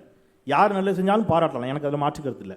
நீங்க உங்க மனசாட்சியோட கேட்டுக்கங்க. உங்களுக்கு விஜயை பிடிக்கலாம், திமுகவின் மீது உங்களுக்கு கோபம் இருக்கலாம், அல்லது அதிமுகவின் மீது கோபம் இருக்கலாம், அல்லது இது எதுவுமே இல்லாமல் விஜய் ஒரு மாற்றத்தை தருவார் என்ற நம்பிக்கையில் நீங்கள் வாக்களித்திருக்கலாம். திமுக ஆட்சி காலத்தில் பெண்களுக்கு எதிரான குற்றம் நடந்ததா? ஆம் நடந்துச்சு. அதை சொல்லித்தான் நீங்க ஓட்டு கேட்டீங்க. மக்களும் உங்களுக்கு மாற்றம்னு சொல்லி வாக்களித்தாங்க. அதிமுக ஆட்சி காலம் நடந்துச்சு, ஆமா நடந்துச்சு. இப்போ உங்க ஆட்சி காலத்தில் நடக்கவே கூடாது, நிற்பாட்டிடுவேங்கன்னு சொன்னா அது நடக்காது. யார் ஆட்சியில் இருந்தாலும் நடக்கும். அந்த பிராக்டிக்கல் இருந்தே கூட நான் பேசுறேன். ஆனா எனக்கு மனசாட்சியோட ஒரு பதில் சொல்லுங்க. சகோதரிகள் தயவுசெய்து சிந்திங்க.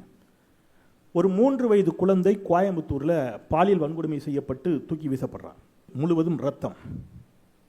அந்த குழந்தை கொல்லப்பட்டுடுச்சு. அந்த குழந்தையின் தாய்க்கு தெரியாமல் அந்த குழந்தையின் சடலத்தை எரியூட்டியது மாற்றமா? மாற்றமா? கும்மிடிப்பூண்டியில் ஒரு குழந்தை செத்து போகுது, அந்த குழந்தையின் பெற்றோருக்கு தெரியாமல் 15 கிலோமீட்டர் தள்ளி இருக்கக்கூடிய பொன்னேரியில கொண்டு போய் அந்த குழந்தையை அடக்கம் பண்ணீங்க. பொதுமக்கள் சாலை மறியலில் ஈடுபட்டார்கள் பகிரங்கமா. இன்றைக்கு உங்கள் கூட்டணியில் இருக்கக்கூடிய மார்க்சிஸ்ட் கம்யூனிஸ்ட் கட்சியினுடைய மாதர் சங்கம் பகிரங்கமாக உங்கள் கட்சியை சார்ந்த கும்மிடிப்பூண்டி எம்எல்ஏ மீது குற்றம் சாட்டியது. இவர் அந்த குடும்பத்தை உள்ள கூட்டி போய் மிரட்டுறாருன்னு. இது மாற்றமா? ஒரே நாள்ல 12 படுகொலைகள், இது மாற்றமா? இன்னைக்கு வந்திருக்கிற செய்தி நான் சொல்றேன். 10 வயது கன்னியாகுமரியில இருந்து ஆரம்பிச்சு சென்னை வரைக்கும் மணிமங்கலம் 10 வயது சிறுமிக்கு பாலியல் தொல்லை, கும்மிடிப்பூண்டி 3 வயது சிறுமிக்கு பாலியல் தொல்லை, பூந்தமல்லி 7 வயது சிறுமிக்கு பாலியல் தொல்லை, ஆண்டிப்பட்டி 10 வயது சிறுமிக்கு பாலியல் தொல்லை. என்ன நீங்க பண்ணீங்க? என்ன பண்ணிருக்கிறீங்க? இதுக்கு என்ன நடவடிக்கை எடுத்திருக்கிறீங்க? தந்தையும் மகனும் படுகொலை பண்ணப்படுறான் நெல்லை மாவட்டத்தில். ஒரே வீட்டில் அப்பா பையன் 2 பேரும் வெட்டி படுகொலை. ஆணவ படுகொலைகளுக்கு எதிரான சட்டம் கொண்டு வரணும்னு ஒரு வாதம் வச்சீங்க திமுக ஆட்சி காலத்தில். திமுக ஆட்சி காலத்தில் நிறைவு பகுதியில் அதற்காக ஓய்வு பெற்ற நீதிபதி திரு பாஷா அவர்கள் தலைமையில் ஒரு கமிட்டியும் போட்டாங்க. இன்றைக்கு உங்களை ஆதரிக்கக்கூடிய, நான் எதுவுமே ஏன் கருத்தை சொன்னா கூட அது மிகப்படுத்தலா இருக்கும் சார், உங்களை ஆதரிக்கக்கூடிய ஐயா எவிடன்ஸ் கதிர் அவர்கள் அவர் சொல்லியிருக்கிறாரு, உங்க கட்சியை சேர் உங்க கூட்டணியில் இருக்கக்கூடிய சமூக நீதித்துறை அமைச்சர் வன்னியரசு அவர்களுக்கு ஆணவ படுகொலை தடுப்பதற்கான சட்டத்தை கொண்டு வருவதற்கு தாவேகா ஒத்துழைப்பு தர மறுக்கிறது. நீங்க சமூக நீதி பத்தி பேசுறீங்களா? 8 பேர் தலித் அமைச்சராக்கி இருக்கிறது நாங்க தான். இதுக்கு முன்னாடி திமுக அதை செஞ்சிருக்கான்னு கேட்கிறாங்க. அருமையான கேள்வி. அப்துல் கலாமை இஸ்லாமியராக இருந்த அப்துல் கலாமை குடியரசுத் தலைவர் ஆக்கியது நாங்கள் தான் பாஜக சொல்லுது. ஆனால் குஜராத்தில் இஸ்லாமியர்களை கொன்று குவித்தது பாஜக. பிரச்சனை அதல்ல. நீங்க 8 பேர் ஆக்குனீங்க, திமுக அதற்கு முன்பாக 4 பேர் ஆக்குச்சு. நீங்க 8 பேரை ஆக்கியிருக்கிறீர்கள், மகிழ்ச்சி, வாழ்த்துக்கள். ஆனா தலித்துகளின் மீதான தாக்குதலை தடுத்து நிறுத்திருக்கீங்களா? இன்றைக்கு எஸ்டிபிஐ கட்சி ஒன்று சொல்றாங்க.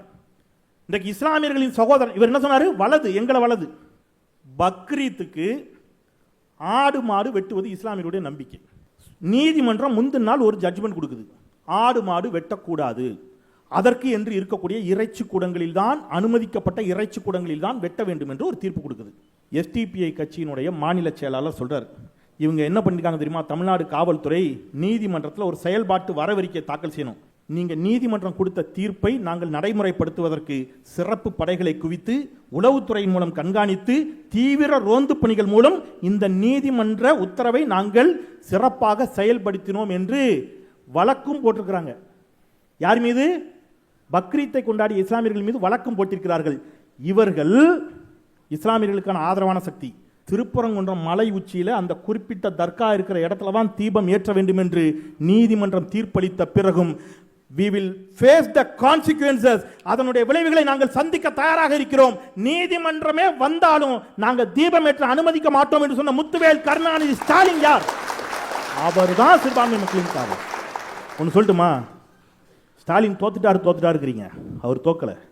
நான் முதல்வன் திட்டம் இருக்கும் வரை, தமிழ் புதல்வன் திட்டம் இருக்கும் வரை, புதுமை பெண் திட்டம் இருக்கும் வரை, மகளிர் விடியல் பயணம் இருக்கும் வரை, முதலமைச்சர் படைப்பகங்கள் இருக்கும் வரை ஸ்டாலின் தான் சார் இந்த நாட்டை ஆளுகிறார். நீங்க பேரை மாத்திக்கலாம், நான் முதல்வன் திட்டத்தை பேரை மாத்திடுவீங்க. அந்த ட்விட்டர்ல போய் அதுல இருக்கக்கூடிய அந்த செங்கல் சூளை தொழிலாளி ஒருத்தர், அவர் பையன் சாமானிய குடும்பத்திலிருந்து நான் முதல்வன் திட்டத்தில் படிச்சு முதல் தேர்விலேயே தேர்வாகி ஐஏஎஸ் ஆயிட்டார். அந்த தம்பி என்ன பண்ணுவீங்க? நாடு கடத்திடுவீங்களா? அந்த தம்பி தன்னம்பிக்கையோட சாட்சி சொல்லுவான், எஸ் ஸ்டாலினால் தான் நான் ஐஏஎஸ் ஆனேன். அவன் என்ன பண்ணுவீங்க? இப்போ இவங்க ஒரு ஐயா, ஒரு சகோதரர் ஒரு வீடியோ பிளே பண்ணி காட்டினார். அந்த பேச்சுக்களை நான் மிக மிக மிக மிக வன்மையாக கண்டிக்கிறேன். யார்? திமுக காரங்க பேசுனாங்கன்னு காட்டினார்ல, நான் திறந்த வெளியில் எல்லாரையும் வச்சு சாட்சியாக சொல்றேன். எந்த கட்சியாக இருந்தாலும் ஆக்கப்பூர்வமாக பேசணும், கண்ணியமாக பேசணும். அந்த பேச்சுக்கள் ஏற்கத்தக்கதில்லை. சரி, அவர் கட்சியில கடைக்கோடியில் இருக்கக்கூடிய ஒரு பேச்சாளர். உங்க மரிய வில்சனுடைய வீடியோ நான் பிளே பண்ணட்டுமா? யார் அவரு? சொந்த சகோதரனை கொலைவெறி கொண்டு தாக்கிய வீடியோ. இங்கிலீஷ் மீடியா போட்டு கிளிக்கிறான் சார். என்னன்னு?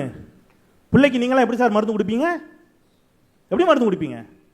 சிம் கார்டை வச்சு, அந்த கிரெடிட் கார்டை வச்சு, செல்போன்ல நுணுக்கி தான் மருந்து கொடுப்பீங்கன்னு அந்த வீடியோ நான் பிளே பண்ணட்டுமா? பேச்சு அதல்ல.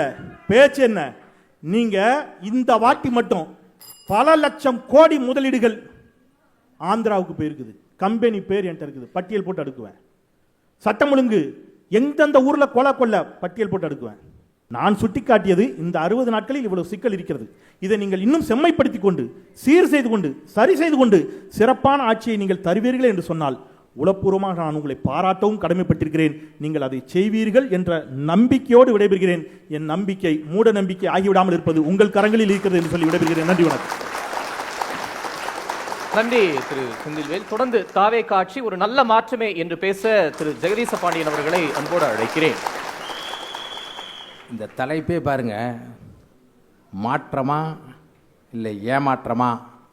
எல்லோரும் நினைக்கிறீர்கள் நான் மாற்றம் என்று பேசுவேன் என்று. இல்லை இல்லை, ஏமாற்றம்தான். யாருக்கு ஏமாற்றம் என்றால், இதோ அமர்ந்திருக்கிறார்களே அந்த சைடு, அந்த மூவருக்கும் ஏமாற்றம்தான். ஏனென்றால் இவர்கள் கட்சி ஆரம்பித்து 2 ஆண்டு ஆகிறது, ஆட்சிக்கே வரமாட்டார்கள் என்று நினைத்தார்கள். தமிழ்நாட்டில் 2 ஆண்டுகளில் கட்சி ஆரம்பித்து 170 கோடி, அதாவது 1,70,00,000 வாக்குகளை பெற்று சாதி மதத்தை கடந்து ஏழை பணக்காரன் பார்க்காமல் ஒரு கட்சி ஆட்சிக்கு வந்திருக்கிறது என்றால் அவர்களுக்கு ஏமாற்றம்தான். மக்களை வைத்து பிழைக்க இருந்த ஆட்சியாளர்களுக்கு மத்தியில் மக்களுக்காக உழைக்க வந்த ஒரு இளை தலைவன் வந்து விட்டானே என்பது அவர்களுக்கு ஏமாற்றம்தான். என்ன பிரச்சனை இவங்களுக்கெல்லாம்? இத்தனை ஆண்டு 67 ஆண்டு கால, கிட்டத்தட்ட 1949 ஆரம்பித்து 75 ஆண்டு கால ஒரு பவள விழாவில் கண்ட கட்சி. 1972 ஆரம்பித்து 50வது பொன் விழாவை ஆண்ட ஒரு கட்சி. இன்னொரு கட்சி அது உங்களுக்கே தெரியும், எங்கள் அருமை சகோதரன் கல்யாண சுந்தரன் இருக்கிறார். நாங்கள் ஆரம்பித்த 16 ஆண்டுகளுக்கு முன்பு 2009 இன அழிப்பின் மீது அந்த பிணைத்தை வைத்து தமிழர்களின் உரிமைக்காக ஆரம்பித்த ஒரு கட்சி இன்று என்னால் சொல்லுவதற்கு கூசுகிறது. வருமானத்தை விட்டு இனமானத்தை காக்க வந்து நாங்கள் கட்சியை நடத்துகிறோம் என்று சொல்வதற்கு மத்தியில் உண்மையிலேயே 2000 கோடி வருமானத்தை விட்டுவிட்டு ஒருவர் கட்சிக்கு வந்திருக்கிறார் என்றால் அது தமிழக முதலமைச்சர் மாண்புமிகு ஜோசப் விஜய் அவர்கள்தான். ஆட்சிக்கு வந்து பணத்தை சம்பாதித்தால் அவர்கள் கட்சி, பணத்தை விட்டுவிட்டு ஆட்சிக்கு வந்தால் அது காவேரி. என்ன மாற்றம்? மாற்றம் என்பது மானுட தத்துவ மாற்றம் என்ற ஒரு சொல்லை தவிர அனைத்தும் மாறிவிடும் என்கிறான் மாமேதை மார்க்ஸ். அந்த மாற்றத்தை இந்த தமிழக மண்ணிலே தமிழக வெற்றி கழகம் நடத்தி காட்டியிருக்கிறது. கோடி உள்ளவனும் லட்சம் உள்ளவனும் தான் தேர்தல் நிற்க முடியும் என்ற நிலையை மாற்றி கொள்கை உள்ளவனும் லட்சியம் உள்ளவனும் நிற்க முடியும், வெற்றி பெற முடியும் என்ற நிலையை உருவாக்கி காட்டியிருக்கிறது. அவரெல்லாம் பணத்தை கொடுத்து பல ஆயிரம் கோடிகளை கொடுத்து வெல்ல முடியாத விஷயத்தை வெறும் பல கோடி இதயங்களை வென்று ஒருவர் வென்றிருக்கிறார் என்றால் அது மாற்றமா இல்லையா? இல்ல 6 மாசம் கூட இந்த ஆட்சி தாங்காதுன்னு சொல்லிக்கிட்டே இருக்கிறாங்க. தாங்காதா? நான் சொல்கிறேன், இன்னும் 60 ஆண்டு காலத்திற்கு இந்த மண்ணில் ஆளுங்கட்சியாகவோ அல்லது எதிர்கட்சியாகவோ தமிழக வெற்றி கழகம் தான் இருக்குமே ஒழிய நான் தொடர்ச்சியாக 60 ஆண்டு காலம் நாங்கள் தான் ஆளுவோம் என்று சொல்வதற்கல்ல, யதார்த்தமாக சொல்கிறேன். ஒன்று ஆளும் கட்சியாகவோ அல்லது எதிர்கட்சியாகவோ இந்த மண்ணில் தமிழக வெற்றி கழகம் தான் இருக்கும் என்பதை நிரூபிப்பதற்காகத்தான் திமுகவை ஒழிக்க அண்ணா திமுக ஆரம்பிக்கப்பட்டது.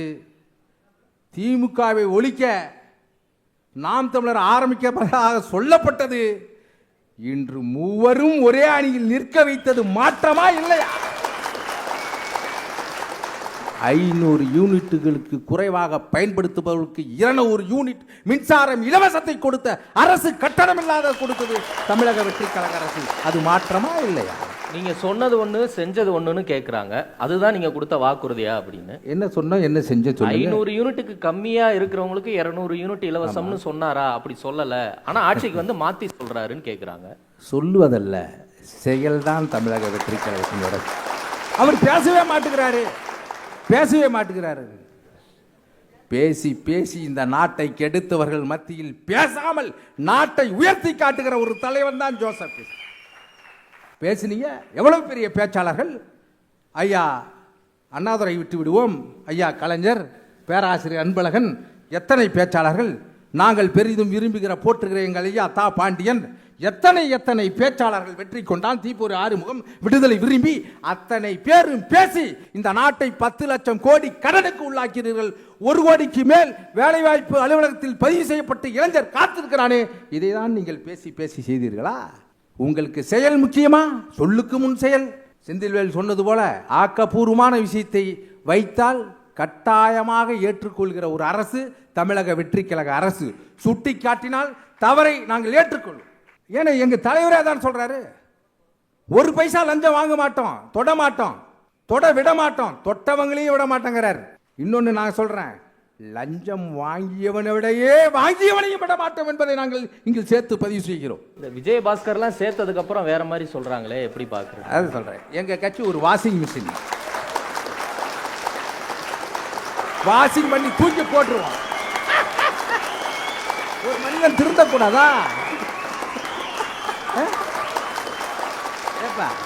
ஏன்னா சூரியனோட சேர்ந்தது அத்தனையும் நெருப்பாக ஆகுது போல சூரியன் மட்டும்தான் அனைத்தையும் தன்னோடு சேர்த்துக் கொள்வது அத்தனையும் சுத்தம் செய்யும். அதுபோல நாட்டில் இருக்கிற அத்தனை பேர்த்தையும் சுத்தம் செய்கிற சுகாதார இயக்கம் தமிழக வெற்றி கழகம் என்பதை நீங்கள் மறந்துவிடக் கூடாது. யார சொல்றீங்க? யார சொல்றீங்க? நான் சொல்ல இவருங்க ஒண்ணு தெரிஞ்சுங்க. நீங்க வந்து நான் சொல்லல, நீங்க சொல்ற ஆளுங்களை நாங்க சொல்றோம். நாங்க யாரையும் சொல்லல, தெரிஞ்சுங்க. புரிஞ்சுக்கிட்டீங்களா? பெங்களூரில் இருக்க தமிழ் அமைப்புகள் ஏற்கனவே இருந்த ஆட்சியில் பேருந்துகளில் தமிழக அரசு என்று பேரே இல்லாத இருந்தது. அரசு பேருந்துகளில் தமிழ்நாடு அரசு என்ற பேரே இல்லாத இருந்தது. அது ஏன் என்று இதுவரைக்கும் யாருக்குமே தெரியாது. ஆனால் மே 22 எங்கள் கட்சியினுடைய தலைவர் மாண்புமிகு தமிழக முதல்வர் ஜோசப் விஜயின் பிறந்த நாள் என்று அத்தனை அரசு பேருந்துகளுக்கும் தமிழ்நாடு அரசு பேருந்து என்று பெயரை அதில் மாற்றியிருக்கிறோமே. இது தமிழக உரிமையை எங்கே நாங்கள் விட்டு கொடுத்திருக்கிறோம்? இல்ல, தமிழ் தேசிய பாதையில பயணிச்சவர் தான் நீங்க. இந்த தமிழக வெற்றி கழகம் தமிழ் தேசிய பாதையில பயணிக்குதுன்னு நினைக்கிறீங்களா? உறுதியா? அவர்தான் கட்சி ஆரம்பிக்கும் போதே தேசியமும் திராவிடமும் எனது இரு கண்கள் என்று சொன்னவர் எங்கள் தலைவரா இல்லையா? தமிழ் தேசியம், தமிழ் தேசியம்தான். ஒருத்தர் பேட்டி கொடுத்துறாரு மாற்றம்னு, ஒரே ஒரு நாங்கள் எதுவும் சொல்ல, நீங்கள் முகநூலில் இருப்பீங்க, எக்ஸில் இருப்பீங்க, போய் பாருங்கள். பேருந்தில் ஒருத்தர் பயணம் வராரு, பயணம் வரும்போது குளிரூட்டப்பட்ட பேருந்துக்காக பணத்தை கட்டுறாரு, புஷ்பேக், அதாவது சாஞ்சிக்கிட்டு வர மாதிரி. ஆனால் வந்து நின்ன பஸ்ஸு சாதாரண பஸ்ஸு. ஏங்க இதில் ஏற முடியாது எனக்கு, ஏன் அப்படின்னு சொல்லுவேன். இல்லைங்க, பேருந்து இல்லை, கூட்டம் அதிகமாகிடுச்சு, அதனால் இந்த பேருந்தில் விருப்பம் இருந்தால் ஏறிக்கிங்க, இல்லைன்னா உங்களுக்கான பணத்தை திருப்பி வேணா வாங்கிக்கங்க. அந்த ஏறுற பேசண்ட்டு, ஏறுற பயனாளர் பார்த்துட்டு, நான் இவ்வளோ தூரம் போக முடியாது, எனக்கு புஷ்பேக் தான் வேணும், இந்த பஸ்ஸில் ஏற முடியாது, பணம் கொடுங்க நின்றால் ஒரே மணி நேரத்தில் அவர் பணத்தை திருப்பி கொடுத்தது மாற்றமா இல்லையா? அவரே சொல்கிறார், இதற்கு முன்பு ஆண்ட அரசு கண்டக்டரும் டிரைவரும் இஷ்டம் இருந்தால் ஏறு, இல்லைன்னா ஏறாத அப்படின்னு தான் சொல்லுவாங்க. ஆனால் இந்த மாதிரியான மக்களினுடைய அன்றாட தேவைகளை பூர்த்தி செய்கிற ஒரு அரசு இந்த தமிழக வெற்றி கழக அரசுன்னு அவங்க சாதாரண பொதுமக்கள் சொல்லுகிற போது இது மாற்றமா இல்லையா? நீங்கள் சின்னதாக தான் வச்சு பூத கண்ணாடி வச்சுட்டு வெறும் 58 நாளுங்க. நீங்கள் எத்தனை முறை சொல்லி பாருங்க. தொடர்ந்து இந்த மண்ணில் மன்னராட்சி போல் நடந்தது கட்சி, அது அண்ணா திமுக இருந்தாலும் சரி, திமுக இருந்தாலும் சரி, அவர்கள் பையன் என்று இருக்கிற போது புதியவர்களை முதியோரின் இல்லமாக இருந்த சட்டமன்றத்தை இளையோரின் இல்லமாக மாற்றி காட்டியது தமிழக வெற்றி கழகம். இது மாற்றமா இல்லையா? என்ன மாற்றம்? ஒரு முதலமைச்சர் 9:55 சீட்டில் வந்து உட்காந்து, அதாவது செக்ரட்டரி தலைமை செயலகத்தில் கதறாங்க, தயவு செய்து போயிடுங்க. போன ஆட்சியில் முதலமைச்சர் போனால் எல்லாரும் போயிடுவாங்க 2 மணிக்கு, நீங்கள் 11 மணி வரைக்கும் இருக்கிறீங்களேன்னு அங்கே இருக்க அலுவலக பணியாளர்கள்லாம் கதற அளவுக்கு ஒரு வேலையை செய்து கொண்டிருக்கிற அரசை பார்த்து நீங்கள் ஏமாற்றம் என்று சொன்னால் இந்த ஏமாற்றம் உங்களுக்குத்தான். தமிழக மண்ணில் இனிமேல் தமிழக வெற்றி கழகத்தை நிராகரித்து விட்டு எந்த அரசியல் கட்சியும் அரசியல் செய்ய முடியாது. தொடர்ச்சியாக ஒரு சகோதரர் சொன்னார், 5 ஆண்டு காலம் கண்டிப்பாக ஆள வேண்டும், அப்பொழுதுதான் இந்த மக்கள் திருந்துவார்கள். இது ஒரு வரலாற்று பிழை என்று. உங்களை ஏற்றுக்கொண்டால் வரலாற்று சரி, உங்களை ஏற்றுக்கொள்ளவில்லை நிராகரித்திருந்தால் வரலாற்று பிழை என்றால் எங்கள் மக்கள் தொடர்ந்து அந்த வரலாற்று பிழையை செய்வார்கள், வரலாற்று பிழையை செய்வார்கள் என்று கூறி விடைபெறுகிறேன். நன்றி திரு ஜெகதீச பாண்டியன். இடும்பாவனம் கார்த்திக் அவர்களை பேச அன்போடு அழைக்கிறேன். இது இந்த 55 நாட்கள் ஆட்சி, தாவேக்காவோட ஆட்சி. அவங்க வந்து நாங்கள் ஊழலை ஒழிப்போம் அப்படின்னாங்க. ஆனால் ஊழல்வாதிகளை பூரா கட்சியில் சேர்த்துக்கிட்டாங்க. இப்போ செந்தில் பாலாஜி மீது வேலை வாங்கி தரேன்னு சொல்லிட்டு காசு வாங்கினாரு அப்படிங்கிற புகார் இருக்குது. அவர் தண்டிக்கப்படணும், அவர் ஊழல்வாதிங்கிறதுல எனக்கு மாற்று கருத்து. அதே சமயம் தாவேக்காவில் மிக அண்மையில் சேர்ந்தார், பேர் வந்து நா. சுப்பிரமணியன். அவர் 2011லேருந்து 2015 வரைக்கும் ஆதி திராவிட நலத்துறை அமைச்சர் இருந்தார். செந்தில் பாலாஜி எப்படி வேலை வாங்கி தரேன்னு சொல்லிட்டு காசு வாங்கினாரோ அதே போல 65 கோடி வாங்கினார்னு அவர் மேல குற்றச்சாட்டு இருக்கு. அந்த வழக்கு லஞ்ச ஒழிப்புத்துறையால கையாளப்படுது. இப்ப தாவேக்கால சேர்ந்துட்டது மூலமா அந்த வழக்கு என்ன ஆகுங்கிறத நான் மக்கள் பார்வைக்கே விட்டுறேன். அப்புறம் வெளிப்படை தன்மை அப்படின்னு பேசுறாங்க. வெளிப்படை தன்மை எங்க இருக்கு அப்படிங்கிற கேள்வி எழுப்பணும். ஏன்னா முதலமைச்சரோட தனிச்செயலர் வந்து ஜெகதீஷ் பழனிசாமி, அவர் எப்ப நியமனம் செய்யப்பட்டார்னா மே 12ஆம் தேதி நியமனம் செய்யப்படுறார். ஆனா வெளி உலகத்துக்கு எப்ப தெரியுதுன்னா ஜூன் 22ஆம் தேதி, அதாவது முதலமைச்சரோட பிறந்தநாளை ஒட்டி ஒரு வாழ்த்து பதிவு போடுறாரு. அந்த வாழ்த்து பதிவில் ரசிகனாக இருந்த என்ன வந்து தனிச்சலராக மாற்றிட்டீங்க அப்படின்னு போட்ட பிறகுதான் அவர் தனிச்சலராக மாற்றப்பட்ட விஷயம் தெரியுது. அதுக்கு பிறகு அந்த அரசாணை வெளியே கசிவிடப்படுது. முதலமைச்சரோட தனிச்சலரையே ஏறக்கூடிய 1 மாத காலத்துக்கு மேலாக வெள்ள சொல்லாமல் மூடி மறைச்சிக்கிறாங்க. அப்புறம் வெங்கட் நாராயணா, டெல்லி சிறப்பு பிரதிநிதி, எல்லாருக்கும் தெரியும். முதலமைச்சர் விஜய் தான் பேசினார் பரப்புரை கூட்டத்தில், ஊரா விட்டு நெய்யில உங்க வீட்டுக்கு ஸ்வீட் செய்யாதீங்க ப்ரோன்னாரு. இப்ப யார் விட்டு நெய்யில ஸ்வீட் செஞ்சுட்டு இருக்காரு? தனிப்பட்ட முறையில் எங்களுக்கு கூட நின்னாரு. எங்க கூட நின்னாரு? மக்களுக்கு கூட நின்னாரா, உங்க கூட நின்னாரா? கஜா புயல்ல, தானே புயல்ல, ஒக்கி புயல்ல, நிவர் புயல்ல, சென்னை பெருவெள்ளத்துல மக்களோட நின்னாரா? எங்க நின்னாரு? ஜனநாயகன் படம் சிக்கல்ல இருந்தப்ப அவர் காசு கேட்கல. அப்ப நீங்க என்ன பண்ணுங்க, உங்க கட்சியில பொறுப்பு கொடுங்க, நாங்க எதுவும் கேட்க மாட்டோம். ஆனா தமிழே அறியாத ஒருத்தரை தமிழ்நாட்டுக்கான சிறப்பு பிரதிநிதி போட்டா தமிழ்நாட்டோட உரிமை குறித்து, வாழ்வாதாரம் குறித்து, தமிழ்நாட்டோட பூகோளம் குறித்து அவருக்கு என்ன தெரியும்? அப்ப இது முழுக்க முழுக்க அதிகார முறைகேடு. அரசாணை வெளில வந்திருக்கு. வெளில வந்தா ரத்தன் பண்டித், ஜெகதீஷ் பழனிசாமி, இப்ப வெங்கட்நாதனா தெரியுது. இன்னும் அரசாணை போட்டு வெளில விடாம மறைச்சு வச்சிருக்காங்களான்னு தெரியல. அது எத்தனை பேர் வருவாங்கன்னு நமக்கு தெரியல. 1 கோடி இளைஞர்கள் வந்து வேலை வாய்ப்புக்காக பதிவு பண்ணிட்டு காத்து நடக்கிறாங்கன்னு. அப்படி இருக்கிற வேலையில உங்க கூட்டத்துக்கு வந்து இறந்து போன அந்த குடும்பத்தாருக்கு எதற்காக அதிகார முறையீடு செஞ்சு அரசு வேலை தர்றீங்க? அமோனியா வாயு கட்சியில இறந்து போனவங்களுக்கு 10 லட்சம் தரல, வெறும் 2 லட்சம். ஒரு உயிருக்கு 2 லட்சம். ஆனா இதுக்கு அரசு வேலைன்னா இதுவும் அதிகார முறையீடு தான். அப்ப அதுக்கு எதுவுமே பதில் இல்லை. இப்படி கேள்வி எழுப்புறோம், அந்த கேள்விக்கு பதில் இல்லை. ஆளுநர் வந்து அடாவடித்தனம் பண்ண ஆரம்பிக்கிறாரு, அத்துமுறை தொடங்குறாரு. அந்த எந்த கேள்விக்கும் பதில் சொல்லல. கேட்டான சொல்றது, நீங்க திமுகவோட உறவுல இருக்கீங்க, திமுகவோட நெருக்கத்தில் இருக்கீங்கிறது. இவங்களோட கூட்டணியை சேர்ந்த அண்ணன் திருமா சொல்றாரு, இவங்க திமுகவை தீய சக்திங்கிறாங்க, திருமா நட்பு சக்திங்கிறாரு. அதுக்கு ஒருபடி மேல போய் திமுகவும் தாவேக்காவும் ஒரே அணிக்குள்ள வரங்கிறார். அந்த திருமா குறித்து உங்க பார்வை என்ன? இந்திய கம்யூனிஸ்ட் கட்சியை சேர்ந்த வீரபாண்டியன், மார்க்சிஸ்ட் கட்சி கம்யூனிஸ்ட் கட்சியை சேர்ந்த 2ஆம் கட்ட நிர்வாகிகள் எல்லாரும் சொல்றாங்க திமுகவின் நட்பு சக்திங்கிறாங்க. நீங்கள போனா ராகுல் காந்தி சொல்றாரு இந்தியா கூட்டணிக்குள்ள திமுக வரணும், செயல்படணுங்கிறார். நாங்க திமுகவை காலம் முதல் எடுத்துக்கிட்டு இருக்கிறோம். திடீர்னு நாங்க தமிழ் தேசியம் பேசுறோம், காங்கிரஸ் சேர்த்துக்கிட்டா, ராகுல் காந்தியை பக்கத்தில் வச்சுக்கிட்டா, ஈழத்திலே மக்கள் கொண்டடிக்கப்படுகிற போது அன்றைக்கு படுபாதகத்தை செஞ்ச கட்சி இந்த கட்சி, இந்த காங்கிரஸ் தானே. மன்னராட்சின்னு பேசுறீங்க, நானும் அந்த விமர்சனத்தை வைக்கிறேன். திமுக மேல மன்னராட்சி, வாரிசு அரசியல், குடும்ப ஆதிக்கம் விமர்சனத்தை வைக்கிறேன். நானும் உடன்படுறேன். அதை நான் பேசலாம், நாம் தமிழர் கட்சி பேசலாம், தார்மீகம் இருக்கு. தாவேக்கா எப்படி பேசலாம்? ராகுல் காந்தி யாரு? மோதிலால் நேரு, நேரு, இந்திரா காந்தி, சஞ்சய் காந்தி, ராஜீவ் காந்தி, ராகுல் காந்தி, சோனியா காந்தி, பிரியங்கா காந்தி, இவங்களை யாரு? குடும்ப ஆதிக்கமா இல்லையா? வைகோட மகன் துணை வைகோ யாரு? அப்ப பேசுவதற்கான தார்மீகத்தை நாங்க கொண்டிருக்கோம். நீங்க என்ன தாழ்மையை கொண்டிருக்கீங்க? இல்ல சீமான் திமுக கிட்ட நெருங்கிட்டு இருக்காரா இல்ல நெருங்கவே மாட்டாரா? என்ன பதில்? நான் சொல்றேனே, திமுக இணை எதிரி, தாவேக்கா களை எதிரி. இதுக்கு மேல என்ன சொல்லணும்? நாங்கள் கருணாநிதி ஐயாவை துரோகின்னு தான் இன்னைக்கும் சொல்றோம். ஆனா இவங்க ஆதரவு சொல்றாரு, ஐயா கலைஞர் மேல உண்மையான பட்டு கொண்டிருந்தா பனையூர் பக்கம் வாங்க. எதுக்கு வரணும்? அப்ப எங்களுக்கு எந்த கோட்பாட்டு கொள்கை சமரசம் இல்லை. நாங்கள் திராவிட எதிர்ப்பை வச்சோம், தொடர்றோம். திராவிட கட்சிகள் மீது விமர்சனம் வச்சோம், தொடர்றோம். பெரியார விமர்சிச்சோம், தொடர்றோம். எந்த நிலைப்பாட்டு மாற்றமும் இல்லை. இவங்க சொல்றாங்கல்ல கடந்த காலத்தில் பள்ளி கல்வித்துறை மோசமா இருந்துச்சுன்னு. நான் கேட்ட கேள்வி தெளிவானது. செங்கோட்டையன் பள்ளி கல்வித்துறை அமைச்சராக எடப்பாடி பழனிசாமி ஆட்சி காலத்தில் இருந்தார். அன்னைக்கு தனியார் பள்ளிகளின் ஒப்புதலுக்கு லஞ்சம் வாங்கப்பட்டதா இல்லையா? நீங்க 3 பேர்ல யாராவது ஒருத்தர் நேர்மையா அந்த கேள்விக்கு ஆமா இல்லைன்னு சொல்லிட்டு போங்க.